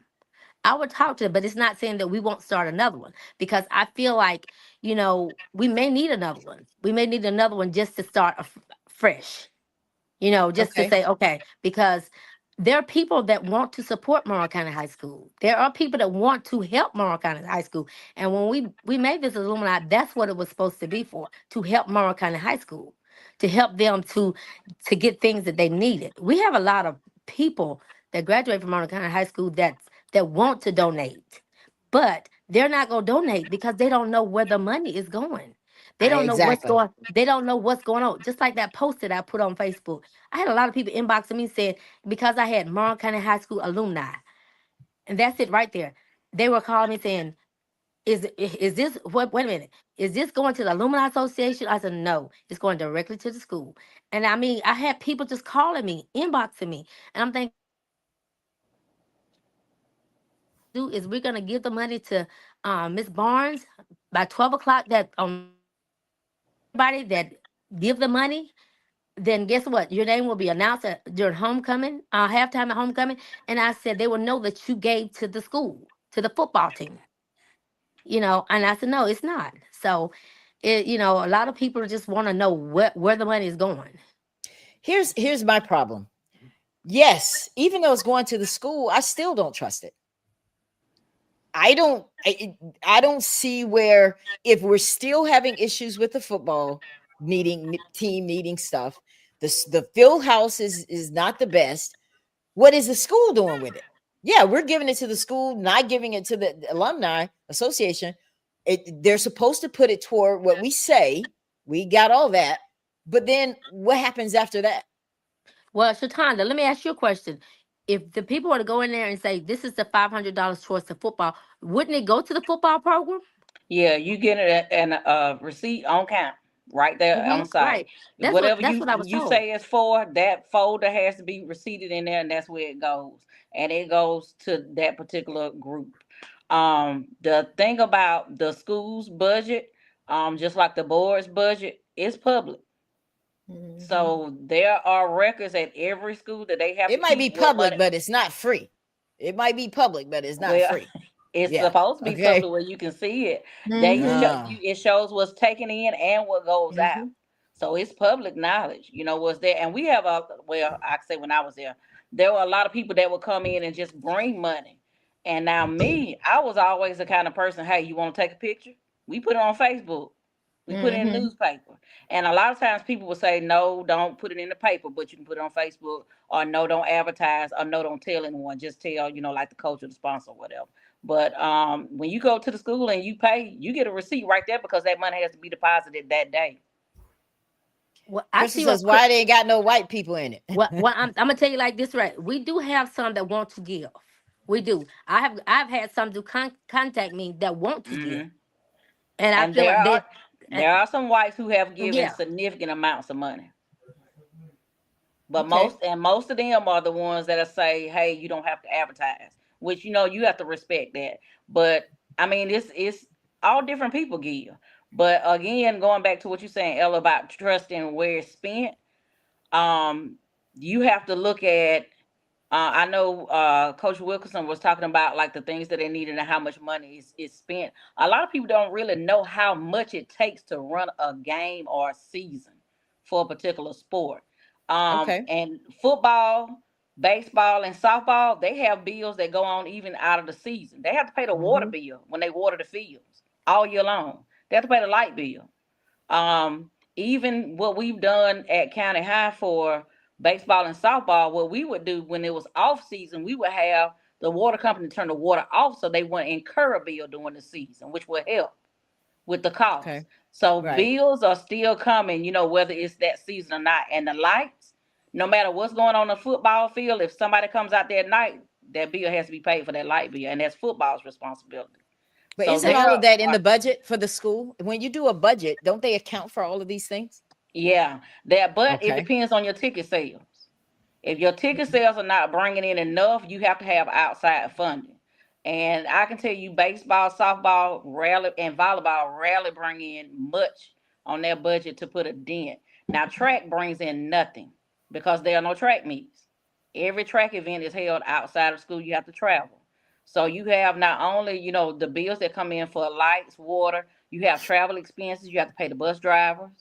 You have to pay them. Sometimes it's a flat rate. Sometimes it's one way, you know, the other way. You have to pay how they drive. Track events, like I said, sometimes are over the weekend. So you have to pay the drivers hotel costs. There are so many different expenses that come in, plus the expenses of the equipment. Just like on football, on the helmets, you have to pay to get so many helmets reconditioned every year. And that means football helmet has a lifetime. So once that lifetime expires, you send those helmets off. Some helmets they can get reconditioned, some helmets they can't. And then you have to buy new helmets. So you have to rotate every year how many you can recondition. And a helmet is $500. Oh, wow. So I might buy 5 or 10 this year. I might recondition 5 or 10 next year, and you rotate out until you get enough. We have a question here, Miss Howard. Who controls the football budget? Who controls that? the football coach normally, says what he needs, and that's how the year goes. But now, like I said again, it all goes back to your ticket sales. Give you a prime example. If you have everybody has 10 football games, and usually it's 5 home, five away. But the athletic association dictates what your area is based on your enrollment. They dictate who you play, because that's how they do every school. So you have a group of teams that come together once during the year, and they decide, okay, what week do we want to play each other? And that's how they set up the season. Based on how they set up that season, you might have 3 home games before you bring in anything. So guess what? You still got to pay miles. You got to pay the bus driver. You got to pay expenses to get to the games, and you haven't brought in a single dollar in ticket sales. So it just depends. Your budget can fluctuate from year to year, but it's primarily transportation, driver costs, expenses for lights, water. You got to pay the officials. The officials are not cheap. And if you cancel a game for whatever reason, those officials still have to be paid, because those are state officials. Now the state of Alabama is in an official shortage. So sometimes they are trying this year, bigger schools, they are asking them to go to a Saturday game so they can have enough officials for Friday. Monroe County has been hit with some of their games changed to a Thursday night because they're smaller. So they're trying to spread those few officials out. But again, you still have to pay them. You have to pay them for travel and for officiating to come to your game. So all of that is part of your general budget. And then you may have expenses that you don't anticipate. You may have a jersey that was destroyed, or a jersey that didn't get returned. You got to go buy another jersey, some things like that. But that comes every now and then. But those costs are every year. But I was talking to Durant Odom the other day, and he was telling me about the money that he was raised, and he was telling me, he said, Pam, this is just a lick, because he said, because this is it, to run a football program. People don't understand, it's expensive. It is. He said this is a lick. He said, and it may help him a little bit, but he said we just got to do better by our sports, because we're not getting the funds that we need. And he said, and the revenue is not coming in because people are not supporting our boys. But you know what? You know what the problem is? You know what I have to say to that? Yeah, people may not be supporting it because they don't know where the money's going. So if we're going to talk about that people aren't supporting it, let's talk about why people aren't supporting it. Let's have that conversation. So Kim has a question here. Who controls the funds? So whenever we got this pot of money, who gets their hand on it first? Chitunda. Which pot you talking about? Okay. Anything, like, let's say the money that's going into the school. The $500 that Pam is saying that she's requesting. Okay, classes, pay your $500. Let's, help the school, all classes. That money is put in the hands at the school. I want it for football. Let's say 10 classes pay $500. And that total right there goes to the school. Who at that point decides how it's going to be spent? The coach, based on the needs and based on what incurring bills they have coming in. Like I said, it could be if the officials haven't been paid, they would take part of that money to pay officials. Travel comes up, you pay for the travel. If when you pay for the travel, for the bus mileage, you got to pay for the gas, you got to pay for the driver. So all of that can come out of there. Now, unless you specifically say, hey, I want this to go toward this earmark it, then it's for the expenses of that particular team. Just like I said for track, if anybody, I recall anybody in the whole time I've been at county how that ever actually gave money, financial support toward track. Usually for track, we have people that will help feed the track team, like when they would go different places and stuff like that. But the track team, when I was there, the way we kept them abreast is to take the parking for football season, and that would help track during their season because, like I said, they didn't bring in money. For football, basketball games, volleyball runs the concession stand. That's their money because they don't bring in a lot of things. And you're looking at $8 a ticket or $7 a ticket, whatever it's been. I think it's $8 now. And this is one of the things that me and Mr. Woody tried to get the district to look at years ago, but they would not go for it. If you go to Mobile Christian School to a ball game, you're going to pay $10 a park and you're going to pay $10 for a ticket and ain't nobody asking questions. You come to County High and pay $8 and $3 to park, $5 they complaining and cussing you out. Yes, definitely. And they get their $20 from every person that comes at Mobile Christian, and they can pay their bills at Mobile Christian. You see what I'm saying? That's kind of the difference. We've been asking, Mr. Wood and I have been asking for years to increase the ticket sales, the cost to $10 for athletic events. But everybody in the district has to agree again. That unity. So here's the thing. Everybody keeps talking about what we need for County High. Where's the budget? Where is the budget for what you need? It's like we're just throwing money in a hole. What, it doesn't end? What's the end? What's the bottom? What's the total amount that is needed? How much has been paid and what is left? And what are we going to do to get it? I break it down. How do I know you need $500 per helmet? How does the average person know that? How do we know how much your light bill is? Because we could be talking about fundraising from now until Jesus comes back and never reach our goal. What is the goal? Because I know on the show, the coach said $100,000. Right. A team's budget is really determined based on what you spent the previous year and any incurring costs you have coming in this year. So have you ever seen a budget? Have you ever seen a budget for the high school? When I left, my goal was to combine all of the athletics, because I knew certain sports struggled, to have one budget and to have one budget for everybody to purchase what they needed. So that's when I left. And as far as I know, that didn't get established. Say, for instance, like for baseball, softball, and football, they all buy the same paint because you have to paint the fields. Right. Okay. So my goal was to establish one budget. So we would look at how much do we spend every year on paint, and we allot that amount in our budget for paint. But like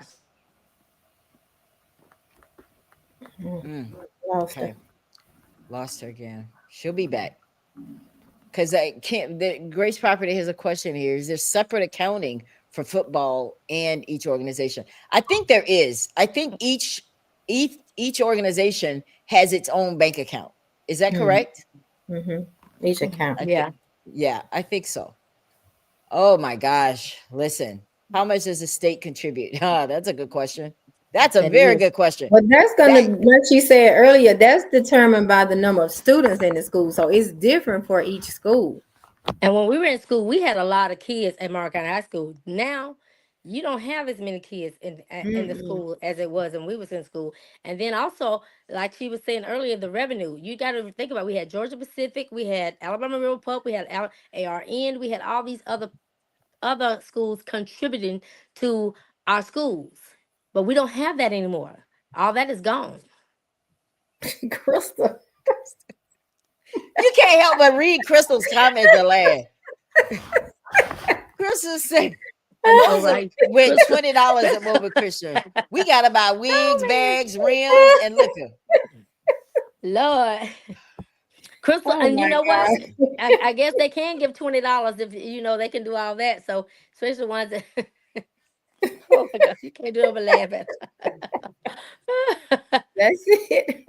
Yes. But you know what, guys? This is a good eye-opening conversation, because a lot of people that are watching this broadcast had no idea that Morrow County High School is in this bad a shape. And I am gonna always point finger at leadership, because there's no accountability. I'm still trying to understand who's controlling the money. I still don't know the answer to that. And I've had like 4 shows. I'm trying to understand. Money flows into the school. They do what? Deposit it into an account, and then the school board decides how it's spent? Or does I don't think that's that how it works. I don't think that's how it works. Okay. Because I think like I said, I work with the Booster Club, me and Cassandra. So when we give money to the school, it goes to the football team. So whatever the coach needs, the coach goes and get that money and buys what he needs. So the school doesn't, have anything to do with that budget. All of that is left on the football coach. So like she said, you can earmark it to where you want it to go if you want it to go to a specific thing. So if we turn something in and we say, okay, we're turning $1,000, we want football helmets. So that $1,000 has to be spent on exactly football helmets. But if you just turn in the money in, the coach can use the money for the light bill, purchase whatever the football team needs, but it has to be used for the football team. Mm-hmm. So Miss Howard, I'm glad you're back, because I want to get some understanding right here today, because I want to make sure that the viewers understand. When, like, let's say, for example, let's say I give $1,000 check today and I make it out to MCHS, and I earmark it for cheerleaders, or let's say football team. I want to give $1,000 to the football team. I give that goes into the account for the football team. Yes. Okay. Right. Now, how do I know that they use it for what I asked for? How do I know? If you earmark it for something specific, for say cheerleaders, and you want them to purchase something specific, then you come back to that coach or that sponsor and make sure they purchase what you've asked for. Okay, there we go. Now, in my opinion, this is what I've told people in the past. Okay. If you're skeptical about giving money and you want to do something with that money, by all means, go purchase it first and bring it to them. And that's allowed. Don't even deposit it. And that's allowed. Because that gives them peace of mind, and that helps to know that what that money was spent for was used in the right way. Right. And is that allowed? Is it okay for me to go and buy a helmet? It is. Now, if they're going to buy helmets, they have to make sure they buy whatever's regulation. So they have to check with the coach on that to make sure they buy the right ones. So I could call Coach Robert Wilkerson up and say, hey, what helmet specification do we need? Do you have one picked out? Oh, yes, Ms. Ella, we do. Okay, can you tell me which one it is? Because I want to get 10 of them. Right. And he's going to say, this is the one. And I could literally purchase 10 and have those helmets delivered to the high school. Right. Okay. And also, you got to think about a couple of years ago, Titus Howard, he bought uniforms. He specified that he wanted uniforms. And they did. They bought the uniforms that he had paid for. They bought them because that's what he wanted the money to be used for. So, and do they still have those uniforms? That should be the same ones they're still using. How is it that I heard that the kids were allowed to take uniforms home and they didn't return them? Well, they weren't allowed, but they took them. Yeah. So, I mean, but I think now they put numbers on them. And if your number's not returned, then you have to pay for the uniform. Now they do that. Mm-hmm. Okay. And so there are safeguards around that. When I was there, I knew that was an issue in the past, like kids, who would be seniors want to take their uniforms, things of that nature. And I would always tell the coaches, like after a game, those kids don't wear that uniform home. They take it off, go ahead and put it in the washer, get it washed. You know where it is. Yeah, right. And they leave it there. And that's what happened when my sons were playing basketball. They would have to leave the uniform there. The coaches watched the uniforms. Mm-hmm. The parents didn't watch the uniforms. The coaches did. So that way you didn't have to worry about misplacing anything. And so you didn't have to worry about them becoming damaged, numbers coming off, things of that nature. Yeah. So we have a question. To answer your question, yes, we have our own funding, but all the Booster Club money goes directly to the school. We have an account with the school. Kim makes a good point, because there was no washer and dryer. Well, somebody there was a washer and dryer. It just tore up recently. Mm-hmm. Yeah. Okay. Mm-hmm. All right. And somebody has donated one, I think. I did see that. So, okay. So you said the Booster Club the Booster Club is directly, their funds go into the school. And how do let's say if you wanted to get something, LaTanya, for the Booster Club, how do you then get that money back? Because the Booster Club isn't sitting there holding on to the money, guys. Let's make that clear. The Booster Club is not getting funds, holding on to it. They have to turn it in after every game. Yes, LaTanya? True. Well, we do the parking for the football team. So we give the money to the principal, either assistant principal, whoever's there. The Booster Club also does the away side for the concession stand, and that money is turned in as well. Okay. So now this money is not earmarked. Is it assumed that it is football, right? Is that correct? We have an account with the school. Okay. But it's the football Booster Club account. Who controls the account? Who controls the account at the school? Who controls it? Everything goes through the principal or either Ms. Barnes. So they're the ones that control the funds that come into the school. But they don't control the funds. We just turn the funds in. Now we can go out there and get whatever we want to purchase something, but you have to turn your receipts and everything back into Ms. Barnes to make sure you purchase what you said you was purchasing. I guess what I'm trying to get at is whenever there's a bank account, Ms. Howard, at the school, and money is going in there, who are they accountable to for those funds? Meaning, who's watching the statement? Who's managing that money? Is that a school board function or is that a principal function? The principal and the bookkeeper. Ah, okay. And like I said, the coach or the sponsor, whatever that sport is, they decide what expenses they need to meet, what needs to be bought, or things of that nature. But they have that report, a monthly report. Okay. And let me ask you something. And a check or anything can't be written unless the bookkeeper or the principal approve it, right? The principal has to approve. The principal and the sponsor or the coach decide what needs to be done, and then the principal approves. You have to get principal approval first because you have to write a requisition, which means you have to have written proof of what you're going to purchase, how much it's going to cost ahead of time.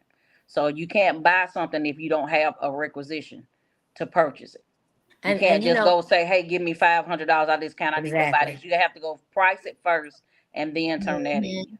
And that's how we are. When I was here in middle school, like if we needed to do something for, like if I had a fundraiser for my students to go on a field trip and stuff, I had to turn it in. I had to turn in everything that I was gonna do.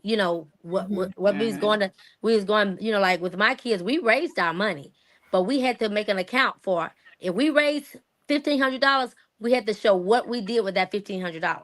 We got to pay. If we went to eat pizza, we had to bring back the receipt. We ate pizza. If we went to the bowling, we had to bring back a receipt showing how much we spent. We have to give an account of what it ain't like you can just go in there and don't bring in a receipt. You got to give a receipt for what you spend. So if I'm Coach Wilkerson, Miss Howard, and I want to know, hey, buddy, how much money is coming into this school for my football program? He can go to the principal and ask that. Right. He can actually go to the bookkeeper and look at the account. So Coach Wilkerson, for you, if I were you, I would go to the principal and the bookkeeper and say, look, people have been giving. How much money has the football program collected? They can give him that answer, right?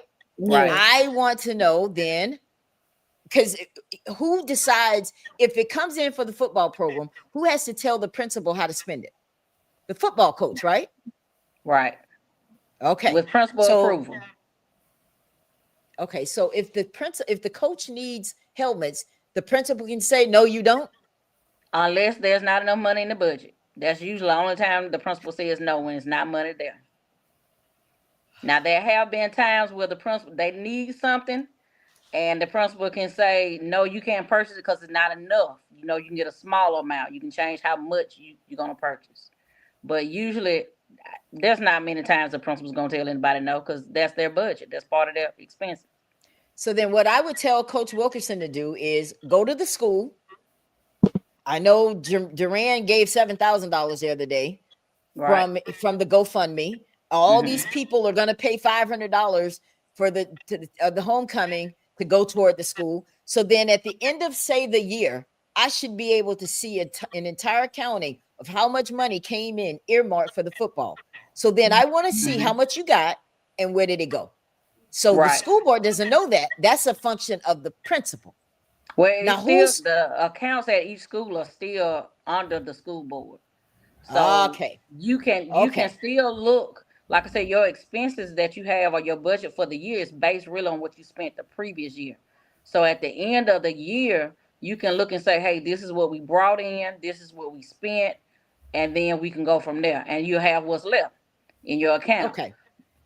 Okay. So then, in other words, the school board is the one that holds the school accountable for money that they've received. I see. All right. So we're going to move on. Crystal has a question here. What about the grants for which Monroe County schools were eligible for? Do you know anything about the grants that are coming through or that are applied for? Ms. Howard, is that something that you would know? When I was there, I actually had a grant writing team. I sent a few teachers to go learn how to write grants because I had been trained myself. So I wanted to use that because I knew there were several places and several things that the school needed that we did not have funding for, and we weren't getting regular funds for. So that was my way of supplementing the things that we need. So we wrote lots of grants when I was there for different things, mostly academics. There were not a lot of athletic grants. I know the State Department has been trying for the past, and this is the State Athletic Association, has been trying for the past, I think, 3, maybe 4 years to get athletic trainers at each campus. But this is a person that's employed to be a trainer, like when a student gets hurt in an event. Because sometimes, especially with us now, Monroe County has just been blessed to get a new ambulance service. So there have been times in the past we didn't have an ambulance who could come to our game. They might have been at another game, or they had to share. If there were 4 home games in the area, they might have had to go to one school and couldn't go to the other 3 schools. So there were times where we didn't have a trainer. We did have a young lady who worked through Health Action, who was volunteering to come be a trainer at some of my events. She actually came to football, basketball, and whatever else she could. But from what I understand, she's no longer in the area. But so the Athletic Association saw the need because there were a lot more students, especially with all of these deaths where students get overheated, heat exhaustion. They are trying to get trainers in place on campuses so they can have someone there to help with injuries. But that is a hired employee, and that's something they're trying to get. That's not anything that's set in stone right now because a lot of the colleges don't even offer the degree. So they're trying to go through the college system to get this set up so they can have people in place who they can say, hey, every district can have, or every school can have an athletic trainer. So that's one thing that the state is trying to do. Like I said, and that's the state Alabama High School Athletic Association trying to do through some grants. But that's not funding to say your school is going to get money to go hire somebody. Because I see there are different agencies and places that help troubled schools. And Kim asked a good question here. Does the state or any government entity fund sports events? No. The state does not fund sports. The federal government does not fund sports. They fund academics only. And if you're a Title I school, you get so much Title I funds based on your enrollment. Because I understand that the school board does, request grants. They do apply for grants and are granted them. Does this do they ever get grants on behalf of you guys? It depends on what it is. The money that came from the track was money from the state for capital outlay, capital improvements or building improvements to your campus, because you can't a school can't improve their own campus and build something on their campus. It has to go through the board and it has to be bidded out. So you can't just go and say, I'm gonna build a structure on this campus. So what was the purpose of doing it if we're not using it for track meets? We're not even using it. Like I said, there was no, how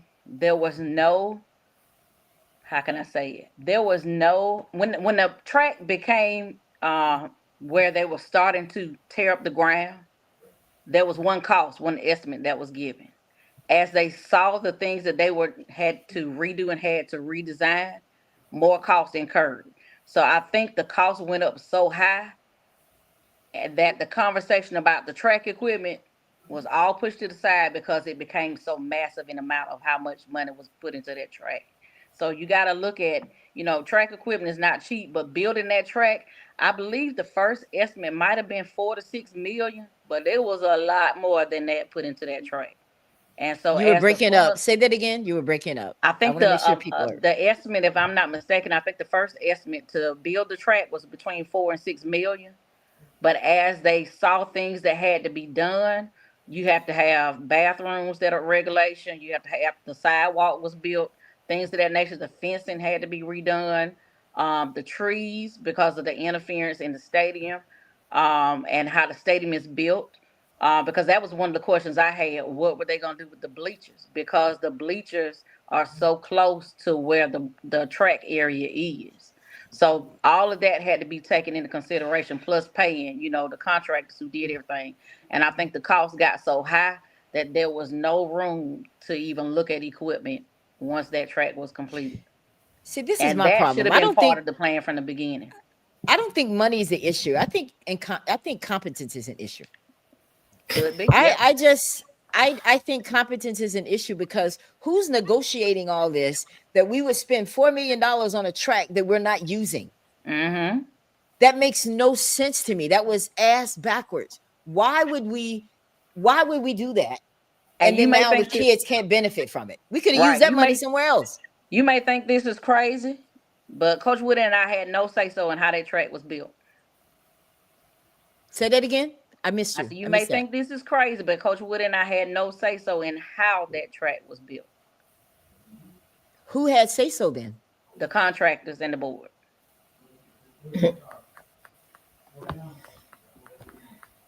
So that's why I kept asking the questions, where is the funding coming for the equipment? When is the equipment coming? I took it upon myself when I would go to track meets to go look at other districts and how their tracks were set up.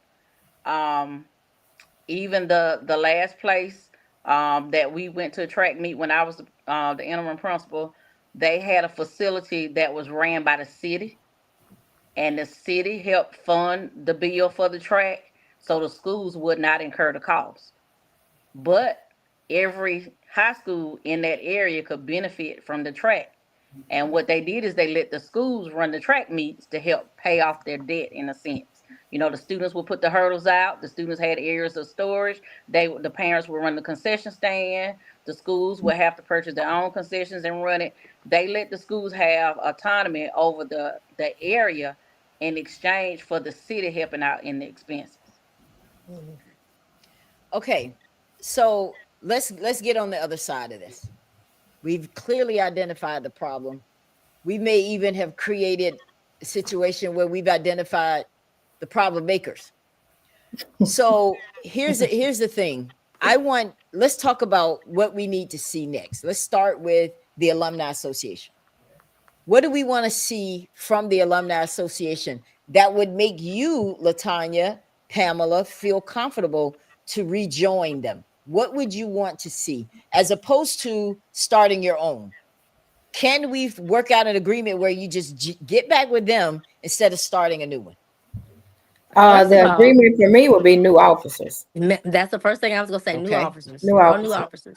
She didn't even have to think about it. We both she didn't even have to pray about that thing. We were both thinking the same thing. New officers, because if you go in there now, and we tried it. We tried it over and over again. Nothing changed. You know, nothing at all changed. And you know, so we just know when you have these lifetime officers, it's not good. And honestly, nobody's gonna join as long as Percy is the president. Nobody. You're not gonna get anyone to join. Why? Because as Sam stated earlier, he's a dictator. He's a dictator. No way. He will say he's not, but if you were a member of the association before and you seen that when you went to the meetings and you would discuss things, and when you came back to the meetings, something would change because he wanted it to. He felt like he didn't want it that way. What do you call that? I mean, and it happened too many times. And so we just couldn't deal with it anymore. So we said, just let him have this one. Just let him have it. And it's also been stated to me that smaller is better. I mean, that means that, you know, when you have a few officers, a few members, they make decisions they want to make. People don't have a say-so over anything. So, and it was a lot of bickering before. It was a lot of arguments, and it was like and the reason the arguments was because everybody knew that when we came back to the meetings, you know, that's not what we said that we were gonna do before. But then when we come back to the meeting, something different was done. You know, and now you said new officers. He's not the only officer. Are you saying that you need all of them to go and start over, or just him? We need to start over for real, because you know, all the officers that are there, they've been in office since we started, except for the treasurer. Everybody that's there has been in there. So, and this was started in 2018. And who has lifetime members, lifetime officers? No organization that I know of. So I'm going to put you guys on the spot. Do you think there's an issue with having someone on the board who's also on the Alumni Association? Do you see that as a conflict of interest? Well, I haven't actually seen anything I wrong don't that Miss Kidd did or anything. And basically, even though she's on the association, she's not making any decisions. The and plus she's decisions a are Martin all County High being School. made by one person. She's a Martin County High School alumni. So, you Right. know, she has a right to be a member of that association, and she can hold an office. Okay. As long as nothing is going. So in other words, you're saying, Ella, I don't want to be a part of that association as it stands today. But you also said that Percy has requested to come speak with you. Do you have any idea what he wants to speak to you about? No, she had. Let me get it. He hasn't requested. It has been asked me by one of the members. Said they have talked to him, and he said yes, I will sit down and talk to her, because when I was telling them, you know, that I about things that how I felt about things, she said y'all need to sit down. Y'all need to talk. She said we need to sit down and talk. We don't need to just go out like this. We need to just sit down and talk and see if we can rectify things and come to a common ground. And I told her, I said, well, I'm willing to talk to him. I'm willing to sit down and talk to him. That's not saying that we won't start another organization or whatever, but I'm willing to sit down and talk. But I know that we have sat down and talked before, but and he's not. It's just, I think it's a fact. In my opinion, I think that he don't want a woman telling him what to do. Ooh, that's a big, I really do. That's an issue. Let me ask you a question. Let's say pretend you did decide to start a new association. Crystal says disband or new officers. Fool me once, shame on you. Fool me twice, shame on me. But the thing about it is the fact that, you know, the only reason things couldn't move with that association was because of the person that was the leadership. You know, if you get that leadership out the way, it may move. Yes, people are gonna join again. Yeah, they're gonna go join, and you know, and when I put that post up, people thought I was the president. I said, nope, I'm not the president. I said, I'm just that's not even don't have anything to do with the association.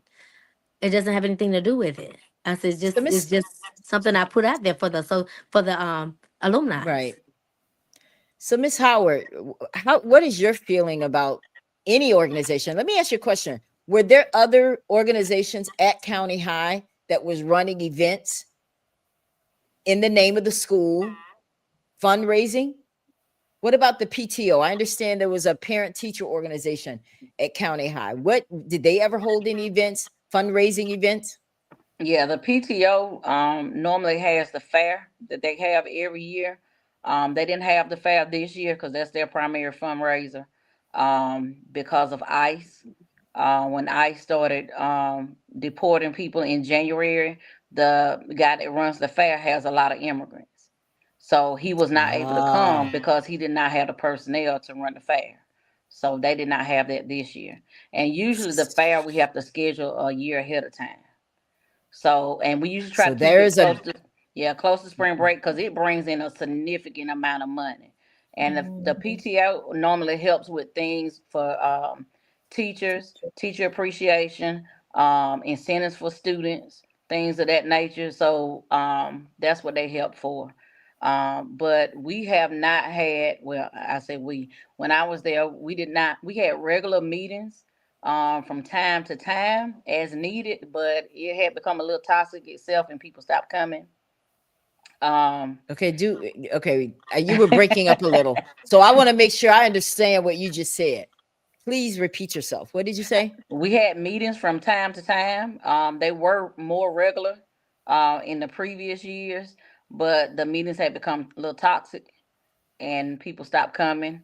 Last time I was there in the meeting, I think Ms. Watson, you were there, I believe. It was probably maybe 10 people, maybe so 10 to 15 at that meeting. And we were transitioning officers then. So after that, we transition officers, and those officers just meet as they need to decide whatever's needed for the school. And usually whatever the school asks, like I said, because they have that one fundraiser they give, but PTO is not a big. They don't do a lot of fundraising. Like I said, that fair is the only thing they had. Because you can't get enough people to come out regularly to do everything. And you look at the boosters, the PTO. Like Miss Watson, I think you in every organization that was helping the school. You and football, basketball she's a parents. champion. You got the same. You have no choice. You don't have no other parents. Right, you got the same parents and everything, trying to do everything. So you're wearing people out, in a sense. But that's like this year. I don't even have a child playing football, but I go out there and help with parking on Friday. Right. And you have parents coming. I'm dropping my child off. They don't even stay to the games to watch their own children. Wow. Oh, Jesus. See, that I have no patience for. I don't either. All right. Yeah. So, all right. So I want to, because I don't want to let this moment bypass. You said that the PTO, I know they didn't do it this year, but you said that they bring in a significant amount. Yeah, what's significant? A lot of money. Like how much? 10,000, 15,000, 20,000? On the weather. It depends on the weather too, because if it rains, they have a contract with you, and if it rains one night, what they do is they take off a larger percentage. So, I was going to say that significant amount, where does it go? Because we're needing significant amounts. And if you have a function that brings in significant amounts, where did it go? Because I just what rubbed me the wrong way is when one certain set of people blamed for the failure of the high school. And that's what prompted me to start doing these shows. Because it's not just the people not coming to the games. That's not the only problem that you guys have. You have people that are responsible to do certain jobs that are not doing it. Let's hold them accountable. Let's not blame it all on people not coming to the games. All right. So what I was going to ask you, I got to get this in because I don't want you to pop out again. Okay. So this significant amount of money that comes from the PTO, from the fair, where would that go? Where is that earmarked to go? That whatever the school needs. So it's miscellaneous. That could go anywhere. Yeah, it can go anywhere. It can go for athletics. It can go for, and normally they don't help with athletics. Most time it's academics. That's really what their goal is, academics. So I could say the fair, they usually have a contract with us, and I think the last time I remember, I believe it was like 20% of whatever they raise, which they raise a lot, because it's not only like ticket sales to come into the fair where you buy your armbands, it's also for the food that they sell, and they sell a lot of it because people come for the food and don't even stay for the fair sometimes. So you can get for the fair, you can get anywhere from $10,000 to $20,000. Wow. From just that one event. And it depends on the weather. If it rains, you get a smaller proportion because they can't pay their workers for that night. So it depends on the weather. It's normally Tuesday through Saturday, Friday and Saturday, the biggest nights. And all the schools help out because we advertise and we tell the other schools, hey, bring your kids or have a night where you promote it at your school. So they do that and they help. So that hurt County High when that didn't happen this year. Yeah. So that hurt them. Yeah. All right, guys, we're going to get on the other side of this because we need to wrap this up. We got to figure out what it is that we need. If the school board were watching this right now tonight, what would we say to them as far as what we need? I want to start with you, LaTanya. We're going to take one at a time because we want to make it clear what this post and what this program is all about tonight. What do we need from the school board? You're first. Well, me personally, I'm bigger on academics than sports. Me too. I feel that they need more help with the kids as far as, which Ms. Howard did bring in someone to help with the ACT. So they need the school board need to bring in more materials and more people to help the students score higher on the ACT, because the ACT is where your scholarships come from. So academics is something that they need to really push at County High. Okay. Pamela, what do you want from the school board? I agree with her because Tanya and I had discussed that earlier. We have a lot of educators in Monroe County. We have a lot of retired educators. We have a lot of people. We need somebody to come in and tutor, not only the high school, but our elementary school kids are struggling some. I mean, we just need some tutors around the county to come out and help our kids. And like she said, we need some tutors for the ACT. And I was telling her, I said, that's one thing about having Alumni Association. If you had association that was willing to get tutors to come out and especially to tutor the kids and get them ready for the ACT, that would help out a whole lot. Because without academics, you know, I tell you, Kaylet goes to the school, high school all the time, and she tell me all the time. She said, "We're focusing on sports," but she said, "Without academics, sports is not. They can't go anywhere with sports if they don't have if they don't have their grades where they need to be. Forget about the sports." She said because sports is not gonna do anything for their future if they don't have their grades up. So we need to focus more on our academics and make sure they got the grades they need. So if they do plan on going to college and playing sports, they'll have their grades right and they'll continue to get their grades right. Because I know of a couple of Monroe County people, kids who have gone off to college, and you know they go to a 2-year college or whatever, and they end up coming back home because you know what, they don't keep their grades up. And so we've got to focus on the importance of having the grades so they can play sports if they want to, and in their future is not about the sports, it's about their academics. So yeah. So Miss Howard, what do you think? What do we need more from the school board?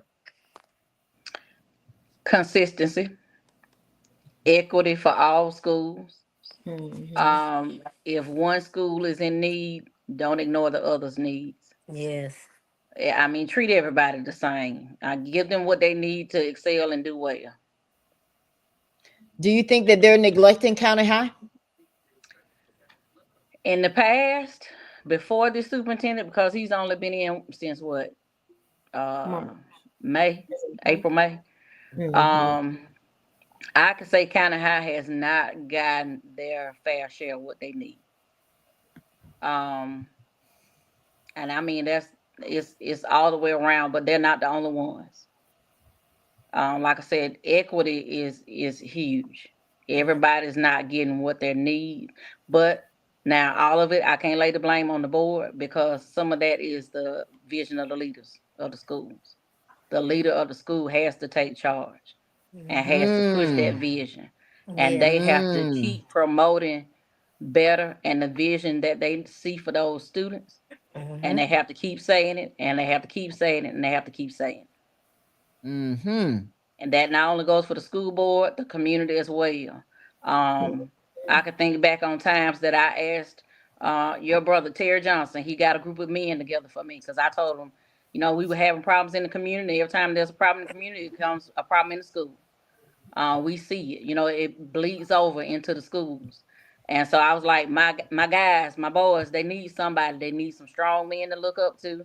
And I think we had probably 10 to 12 men that would come out once a month and speak to them whole group. And then whenever one or two of those wanted to come out individually, they could speak to them. And that's why I started the Big Brothers, Big Sisters at the school. And I wanted to pair up those kids with somebody they could talk to because a lot of them didn't have father figures. Right. And that was a huge piece that's missing with our young men.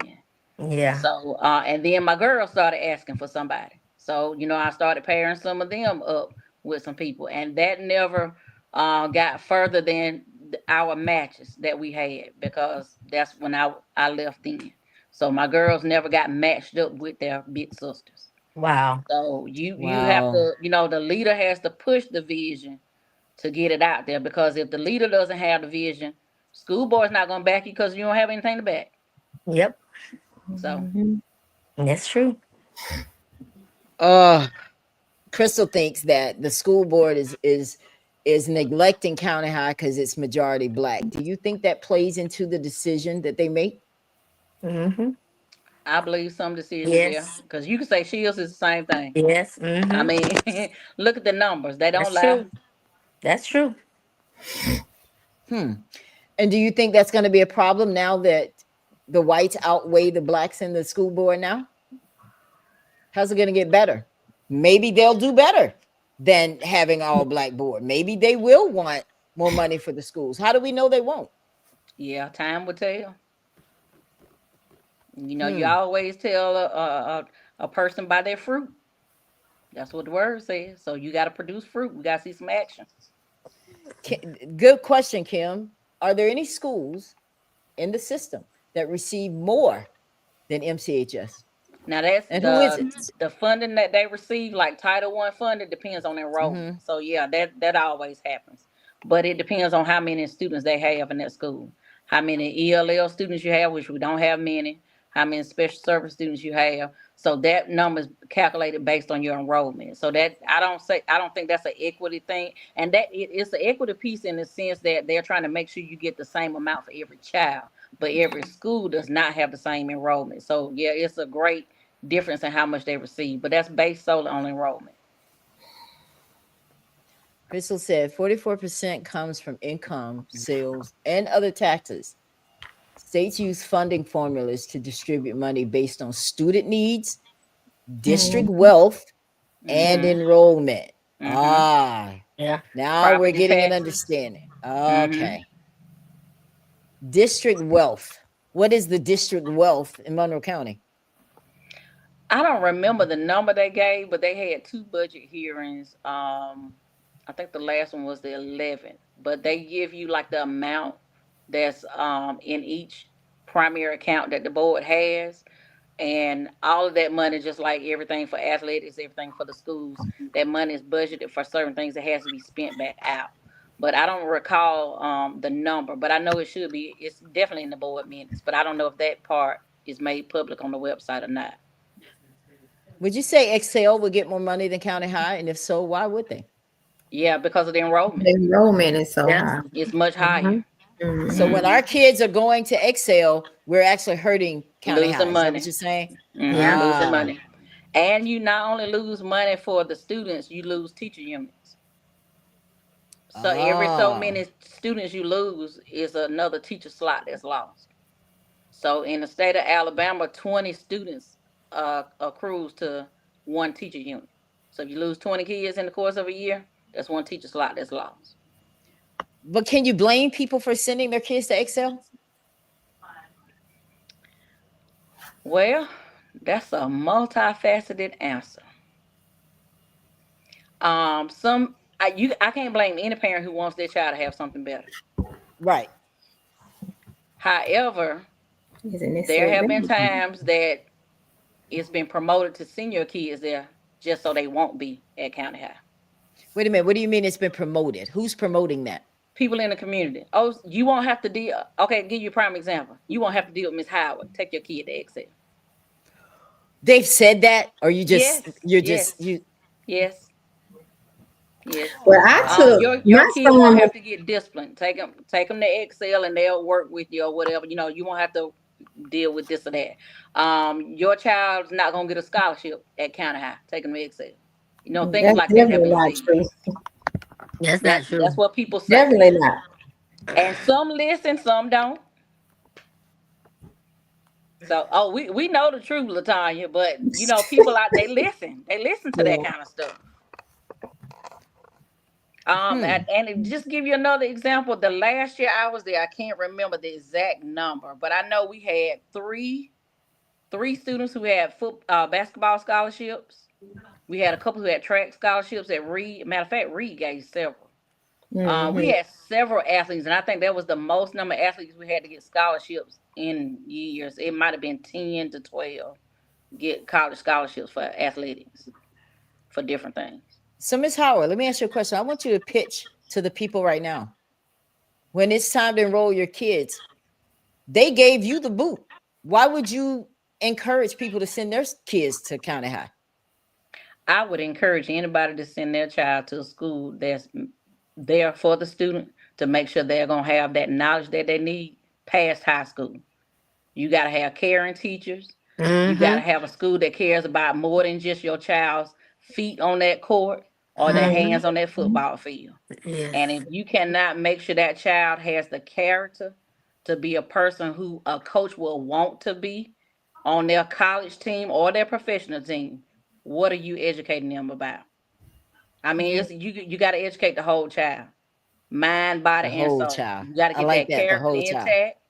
Yeah. And that when that character gets intact, those students will start thinking along the lines, I got to get my academics where it needs to be.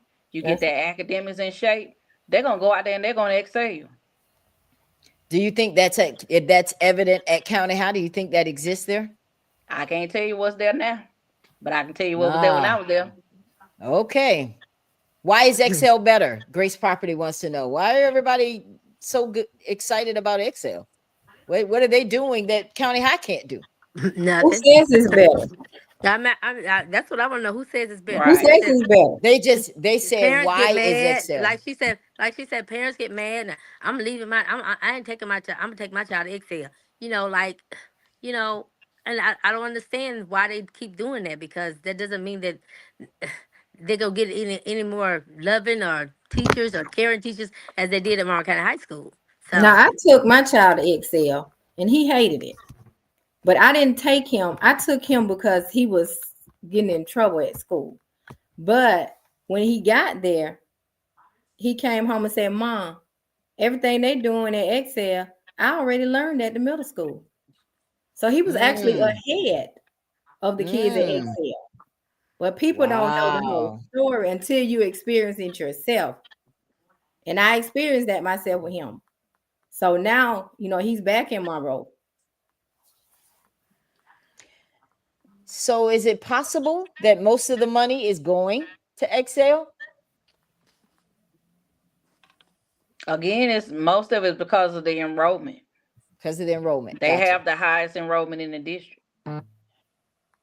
They have the highest enrollment in the district, and they're grade B. I understand they're B, and they're K-12, so that K-12 is at their school.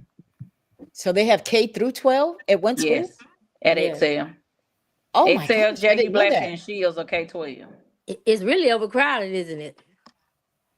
I don't know if it is right now, because like I said, enrollments have dropped everywhere.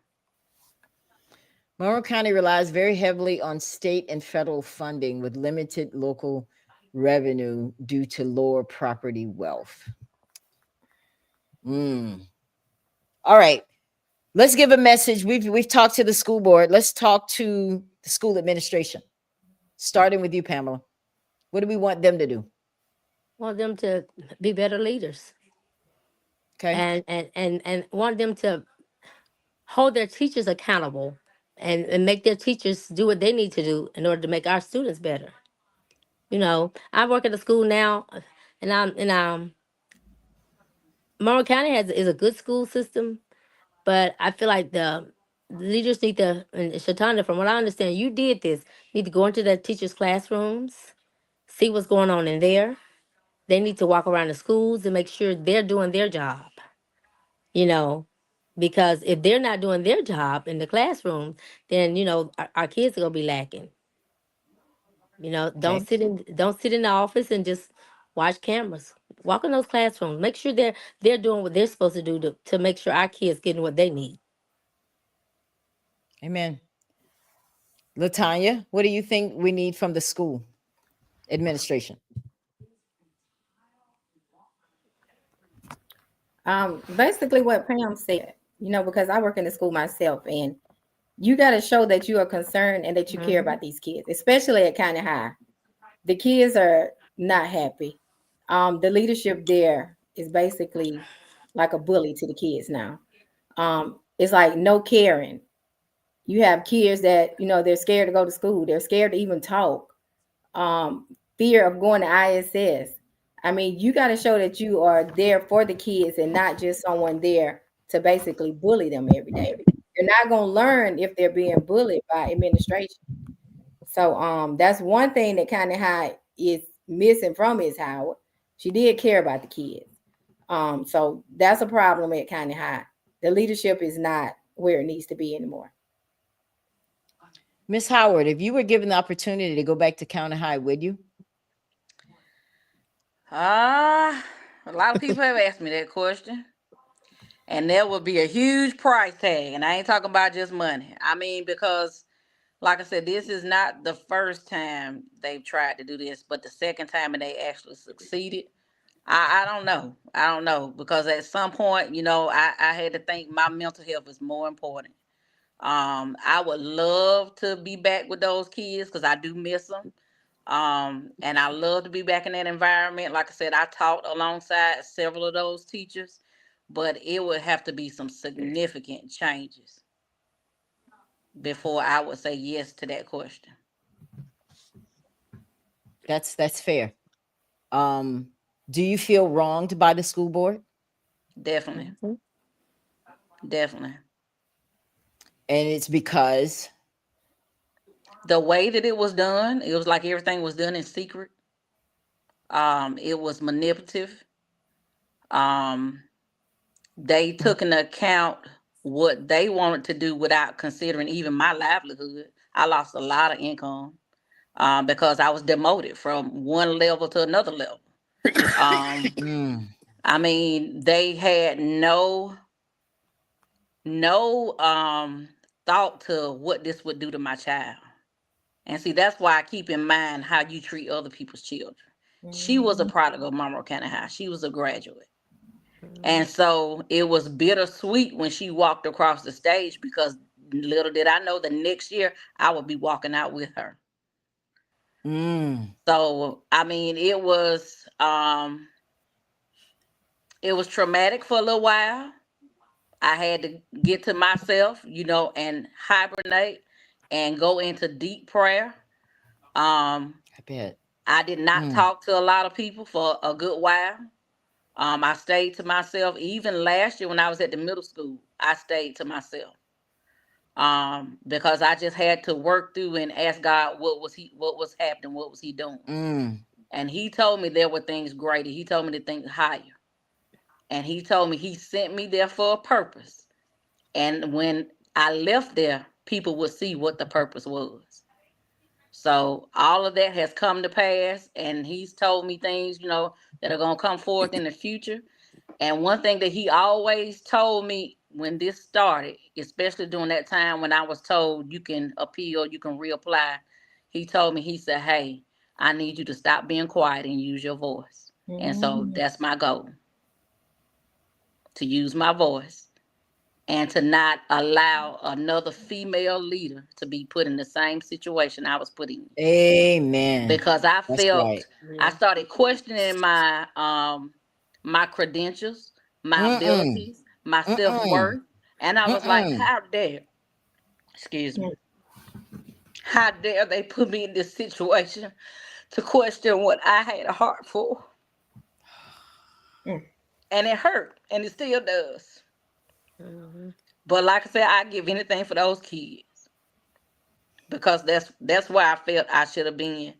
And I told the superintendent before he left, I told the current superintendent, we may have went from a 58 to a 76, but I guarantee you we would have had an A that past year. That next year coming, we would have had an A, because the momentum was there.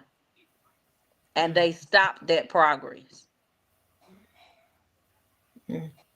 So would I go back?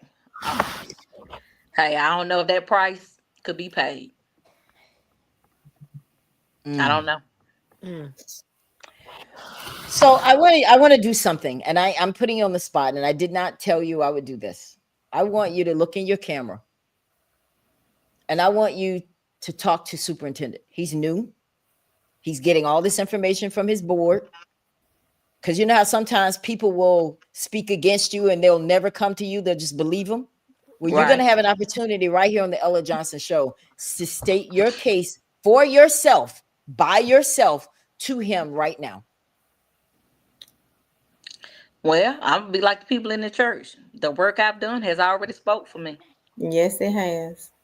Yep. So what more could I do? I could go higher. I mean, you can't get any lower. I mean, nothing was gonna happen but improvements. There were so many things, and I have a vision book that I keep. I kept this when I was a teacher. I kept it when I was an AP. There were so many things that I had planned to do with the students at MCHS. It was more than about them. It was about their future, to make things better for them. And so, like I said, I always think of how you treat people's children. You want people to treat your child the same way. I wanted no more for them than I wanted for my own child. Yes. And so there were so many things that I wanted to implement and wanted to do. And now, since I've been given the chance to be the school improvement specialist for the district, part of that vision, I'm trying to help give everybody school. Mm-hmm. I'm trying to help make the whole district better. Miss Watson can tell you, between me and the curriculum director, we've been on those principals this year, and they have been on those teachers. I mean, they have expressed, hey, we've only been 2 months in, and it's like it's the end of the year. Y'all are really on us this year because we want them to be better, And I we know the know they curriculum. can be better. Mm-hmm. There are a lot of local teachers and administrators in Monroe County Public Schools. It makes no sense for us to be an average school district. Well, you and the curriculum director, y'all make a good team. I know who you're talking about. Y'all make a great team. Y'all make a great team. Did you see Mandy's comment there? She was saying that when you left, the morale at the school went down. Yeah. How does that make you feel? Yeah. How does that make you feel to hear that? You know, I thought when I left that I would be the one that would need consoling. But when I left and I went back and I visited and I talked to kids and I talked to the staff, they needed me more than I needed them. And that really touched my heart because I didn't realize it was that much of an impact. Oh, but you never really understand it till you gone. Right, yeah. Right. Now, Kim has a question here. We kind of touched on it, Kim, but I want you to respond to him. Was it sabotaged intentionally? I believe so from the beginning, from the interview, because nobody else's interview was set up that way. I believe it was that way from the beginning. I'm mad about that thing. That just, like my nephew used to say, that just bothered my spirit. That they had the mayor and Percy Parker sitting in an interview with you, deciding your fate. Right.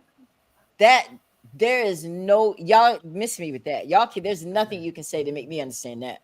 I don't have any understanding about that. Crystal says that what happened to you is gender bias, procedural fairness, and potential discrimination. Mm-hmm. I believe you feel like you were discriminated against? Definitely. I'm the only female administrator that has ever been in the principal position at County High. There has never been one. And I'm the first Black. So yes, and yes. Yeah, but you were being interviewed by Blacks. Right. So and it wasn't because you were Black. And a panel that was nobody else's panel. So it was because you were a woman and because you stood for something. Right. Okay. Well, you made your appeal. Now let's talk to the Alumni Association, because that's what this was about. Some of it was about the Alumni Association, because everyone has spoken their grievances about the Alumni Association, whether to me, indirectly or directly.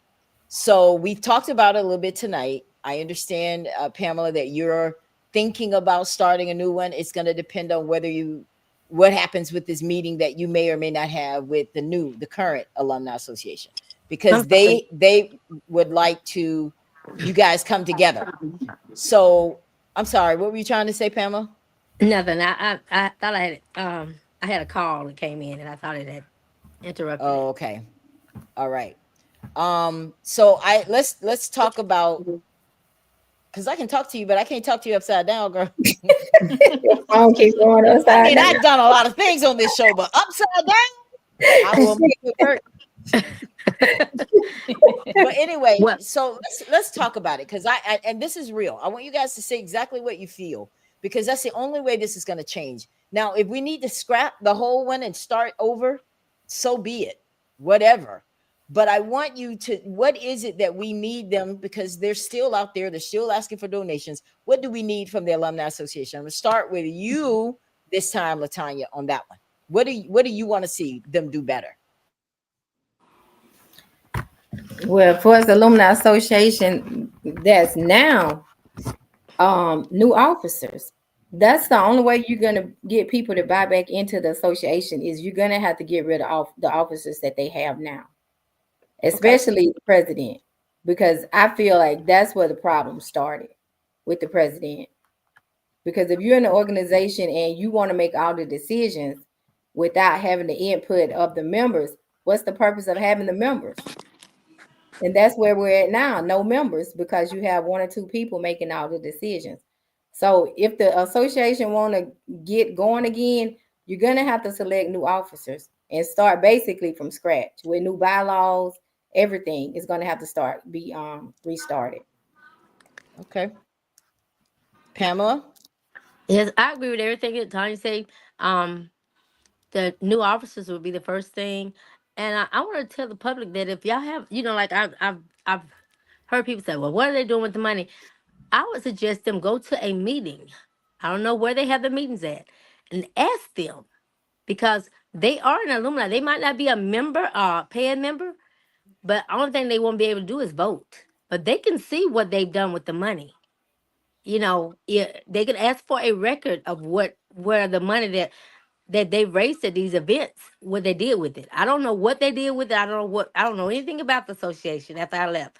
But I'm just saying, if they really want to know, ask them.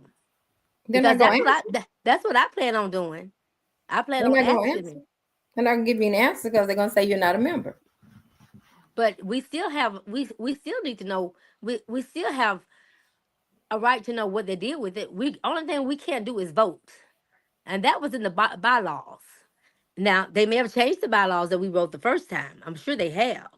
But Ella, yes, I've been asked to form another one, and I'm willing to, because what we did with the first one, it would have been great. And we talked with Miss Howard about when she was principal. She let us meet at the school a couple of times to form the new one, but it didn't really take off the way that it should have, because I guess kind of put it in the back burner. But now that I've had so many people say, let's do this, I'm willing to start another one. And I'm willing to do it the right way. We have people that are willing to help us to get the bylaws done. We have people that are willing to do the 501c. We have people that are willing to show us exactly what we need to do in order to get this done. We have a lot of great ideas in order to raise money for the alumni.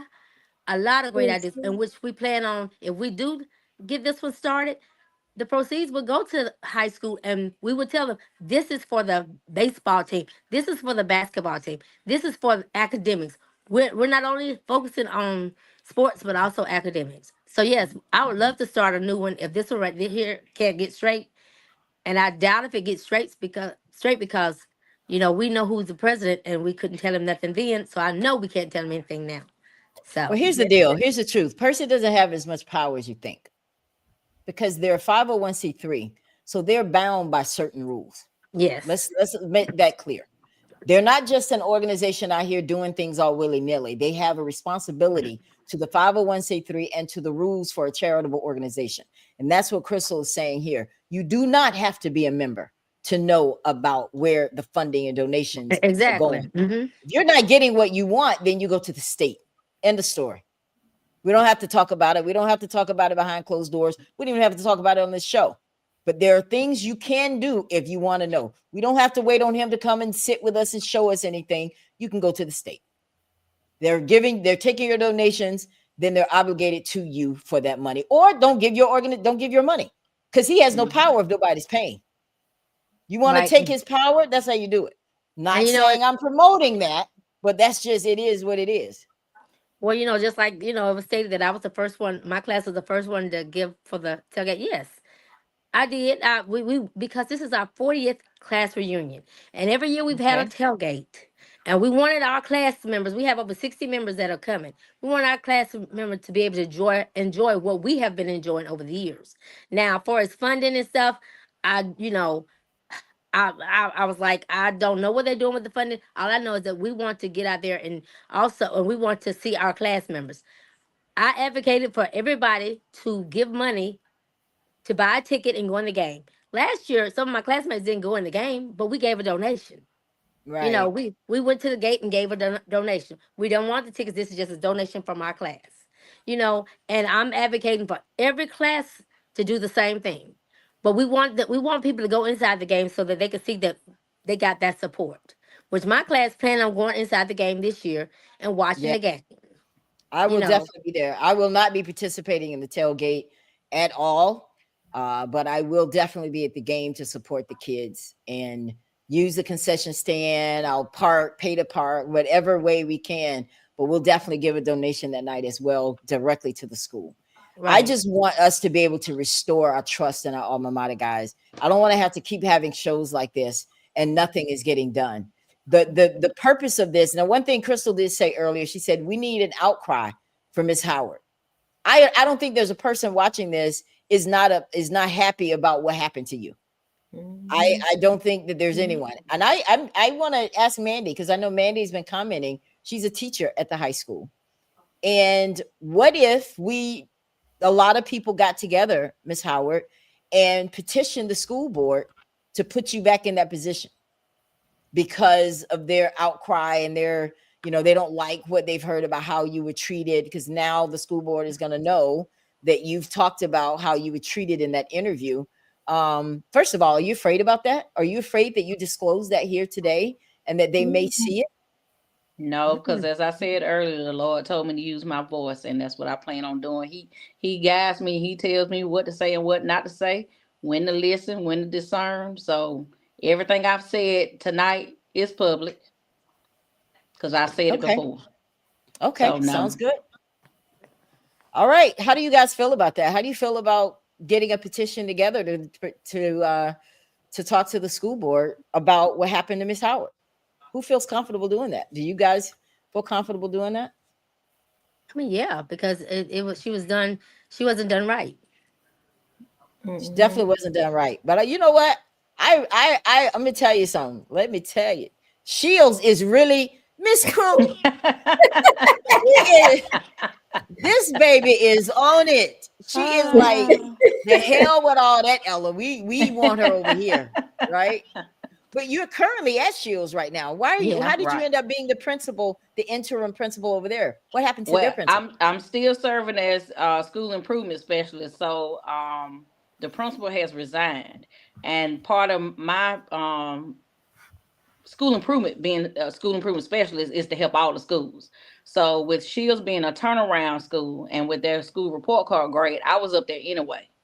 So I would go a couple of days a week, and I would still service the other schools in Monroe County in the morning part, spend the rest of the week up there in between. But now I'm there all the time since the principal has resigned. So I'm there every day. So little birdie, tell me, why did she resign? Was she forced to resign? Well, I ain't trying to be messy. Can't really say because it's current. So I can't wait for you guys to find out why she resigned. I can't either. Yeah, and we're laughing because we all know, right? Yeah. Right.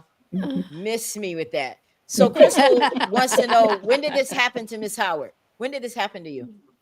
When I was transferred. That was in February of 2024 when I found out that it was going to happen. My last appeal was in May of 2024. So this happened more than 180 days ago? Mm-hmm. Yes. Did the interview occur more than 180 days ago? The answer, I know why Crystal's asking those questions. Mm-hmm. Yeah. Because, okay, let me ask you a question. Would you be willing to take this further? Or are you just saying, look, Ella, let the Lord handle it? He'll handle it how he wants, how he sees fit. Where are you on that? I actually like what I'm doing now as school improvement specialist, because I see it as an opportunity to do to handle unfinished business. I could say it like that. The vision that I had when I was at county high, it was just at county high, and now I can help, further that vision everywhere. But again, the leadership of the building, it depends on how far they will push what we push out from the central office. So I like what I'm doing. I like the nature of helping all of the other schools, and I'm a natural helper. That's what I do. I'm a servant. So I really like that, but I love the kids at County High, and I love the ones at Shield. So I like being in the school setting, and I mean, hey, it's a win-win with what I'm doing now, because I'm getting to help everybody. I would love to see somebody write a grant to give you funds for a private school. I would. And I'm going to tell you something, Miss Howard. Think big. God is a big God. Mm-hmm. He I think that he used you in this sense. It had to happen this way. I want you to think about that. It had to happen this way. I believe so. I really, that's all I keep hearing as you're talking. I'm hearing it happened. It had to happen this way. He set you up, but he's not done. So I want you, you know what? I want to, before we get out of here tonight, because we are going to get out of here, guys. I know I kept y'all longer than I was supposed to. The truth is, don't ever believe me when I say it's going to be 2 hours. Nobody believes that. But you guys were newbies, so you believed me.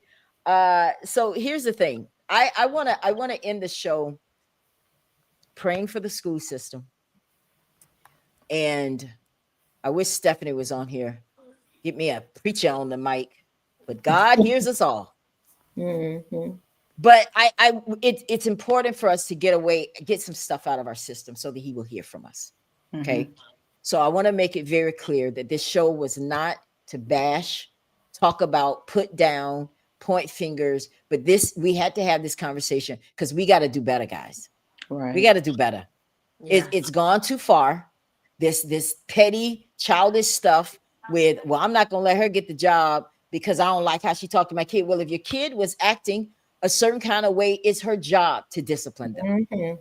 Okay? Because if that had been a cop, he'd been in jail or dead right now. So you should be glad that she is trying to prevent your child from staring down the face of a gun one day that would take their life because they don't know how to respect elders. And then on top of that, you guys make it worse by coming out there and acting a fool yourselves.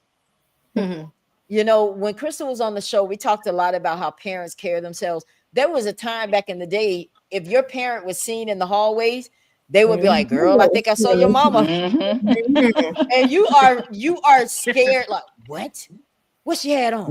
What, for real? You know, these kids are like, yeah, call my mama. I don't care. She ain't gonna do nothing. And they know she's gonna come out there and cuss the teacher out, and they think that's cute.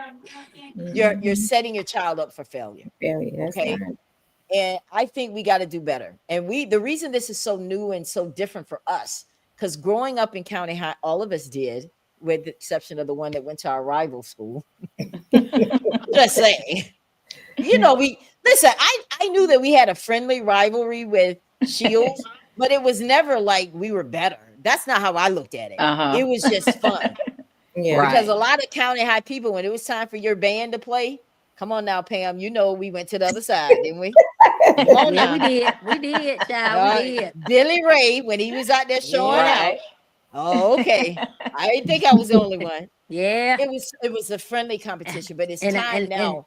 And I like some of the boys on the football team too. So okay, can you tell me which ones? I can't tell y'all that now. Listen, I had one at every school too, so I ain't worried about it. I mean, we had this. Okay, oh, you're saying too much. All right, so Crystal says Marva Collins did it, and Mrs. Howard can too. That's exactly what I'm talking about, Crystal. Marva Collins did it. So God has called you here for a reason. And let me tell you, I reached out to you because I didn't even know who the principal was at high school. And Yolanda Knight said, oh, it's Chitunda Howard. And I reached out to you because I wanted you to assist us with our event. And you were like, oh, no, baby, I'm not the principal. And I said, oh, I'm sorry. I didn't know. And then we got to talking.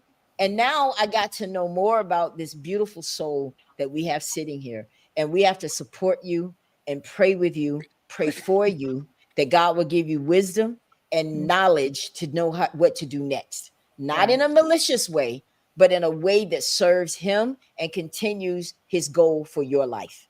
So before we get out of here, I want us to pray, guys, real quick, for our school system. Our Father, which art in heaven, Father of our Lord and Savior Jesus Christ, Lord, we come to you today with a heart asking you to please be with the school system in Monroe County. We have to pray for our leaders, Lord. We have to pray that they will look at these children, look at this situation and the vision of Monroe County through your lenses.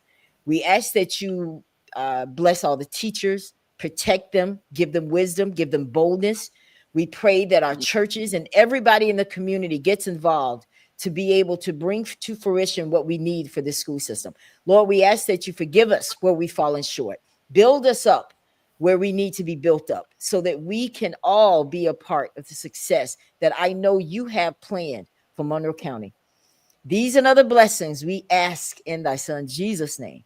Amen. In the name of Jesus, amen. Man, man. So I want final words before we get out of here, guys. Let me see what Crystal's saying here. One person. Crystal should have just been on the show, shouldn't she? Should have. She just gave up. Yeah. You should just send her a link. I know, right? One person can start a private school in Alabama if they meet the legal, educational, and operational requirements. Alabama law does not prohibit individuals from founding private schools and many small schools, especially religious or alternative education models. Begin with a single educator or founder. So Crystal is giving you some gems, Ms. Howard. We all stand behind you. Whatever you need from me, the Ella Johnson Show, I am here. If you want to come back, if you want to, talk about this new school. Thank you, Edith. Even though you're trying to take Ms. Howard, I love you, baby. But it's all in fun. But seriously, go, guys. What's our next step? What's next for you, Ms. Howard? What's next for you? I don't know. Like I said, I like what I'm doing now. And this has really opened up the chance for me to explore other options. There we go. So, I can't put on the table what I'll be doing next year. I like where I'm at. But like I said, the Lord has said, think higher. So. All right. LaTanya, last words from you before we go. Just everybody support the kids, and we have to work together to do what's best to make County High better, and basically the whole district needs to come together. Right. All right. And Miss Pamela, last words from you before we go. I would just like to say that I would thank everybody that has been listening, and Monroe County High School alumni, watch out, because we're gonna get this association together, and we're gonna support our schools. So be looking for something from me soon. Okay, we're gonna do this thing. All right. Okay. All right. Sounds good. And you can come back to the Ella Johnson Show when you get that together, so that we can, because I'm going to ask you some questions, and they may be tough questions. Why are you different? You already know, right? That I'm going to, but you know what? I'm not doing it for you. I'm doing it for the people, so that they can have trust and faith that you're going to do different, and that it's going to be better the second time around. Okay? That's right. And we want everybody's opinion. We want everybody's opinion. Absolutely. See, I like that. Yeah. All right, guys. Well, thank you all so much for tuning into the Ella Johnson Show. I am going to bring the show back again tonight at 8:30 for anyone that has missed this and would like to see it again. Now, obviously, you're not going to be live because we were live now. However, we definitely will bring it back for those of you. Holding you to it, Mrs. Pam. All right. Okay. I'm going to do it. All right, now. Listen, I'm telling you. Okay. I know you will, Pam, because I know you personally, and I know that you're a woman of integrity and that you have a heart County High, just like a lot of us do. Yes, so I love my alma mater. That's why I got the shirt on. Y'all look at this. I do. I love my alma mater. I want the best for them. So that's right. Once a tiger, always a tiger. Wait, all right, guys, we're gonna get out of here. I couldn't find my shirt. I just wore Alabama State, okay? But anyway. Okay. I see everybody representing. All right. Okay. All right, guys. I love you all, my sisters. Thank you all for being guests here today. Thank you for watching, and we'll see you next time right here on the Ella Johnson Show. You guys have a great evening. You too. Bye-bye. All right. Thank you so much for tuning in to the Ella Johnson Show. We'll see you next time. We are supporters of the Ella Johnson Show. We live in South Korea. We have been watching Ella Johnson Show for like a year now, and we love her show. Her show is very inspirational, motivational, and educational.